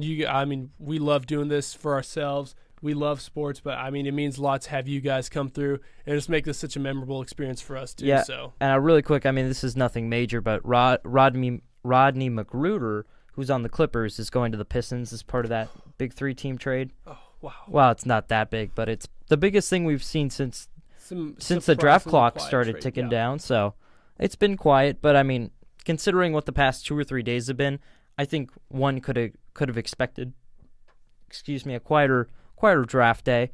So we'll see who goes at 20, and then after that, again, we'll take a break, and we may come back, we may not, but again, we will definitely come back with a summary of the draft, both of what we've covered on this live stream, and then maybe some gems from the second round. We'll definitely get a little more coverage. We have a couple other videos in the works. Obviously, a weekly pick'ems is coming sometime here in the next few days. And then we also have a fun video that me and Will did a couple days ago, a quarterback hot seat, where we discussed guys like Jimmy Garoppolo, Cam Newton, and a few other guys that, what is their spot in the league right now. So, plenty of good stuff coming up in the next few days. Still looking at who this 20th pick is going to be before we take a break. Who do you think's going 20th? Well, the Miami Heat, I think I've been saying this a lot, but you have to wonder. I think Achiuwa can very well replace Kelly Olynyk, despite the fact that our MVP manager, Paul Hires, is a major Olynyk fan. He's nodding on the sidelines. He likes him some Kelly Olynyk. But Achiuwa could be a good Olynyk replacement if he priced himself out. And then Maxey, it would almost be a steal for someone like Maxey or RJ Hampton to end up with Miami and that culture with that development staff. You could also maybe see the Heat try to trade this one, since they're trying to stay in that championship contention window. So okay, so Miami is going with Precious Achiuwa at the 20th pick. Just your quick thoughts on that, and then we'll probably wrap it up here in a minute. Like I said, big, physical, strong center. He's going to shoot threes well. Again, basically, he's a potential upgrade, probably off the bench, for Kelly Olynyk. And a much cheaper option. Remember, they signed Olynyk to, I think, a 4-year, $50 million deal from Boston a couple years ago. I think during the offseason where they got Gordon Hayward and Kyrie Irving. He took out Kevin Love's arm. I remember, Marco. I remember your Boston ways. Yeah, playing dirty a little bit. Kelly Olynyk's a great player, but I think you can always go with a younger, cheaper, more athletic option. In the NBA, that's always what you do. And Miami has done that better than anybody, especially considering that their finals roster consisted of a ridiculous number of guys that were under both 26, 24, and 22 years of age, a bunch of second-round picks, undrafted guys. They build culture and team work ethic better than anybody else out there. So I think that's a good pick. And I guess at this point, we'll say thank you guys so much for watching again. We talked about our crew. Again, that's Will Barman. I'm Marko Yerkovich. Thank you guys so much for tuning in. This was fun. Continue to like and subscribe. We maybe will do more of these in the future. This was really fun. So we'll see you guys next time.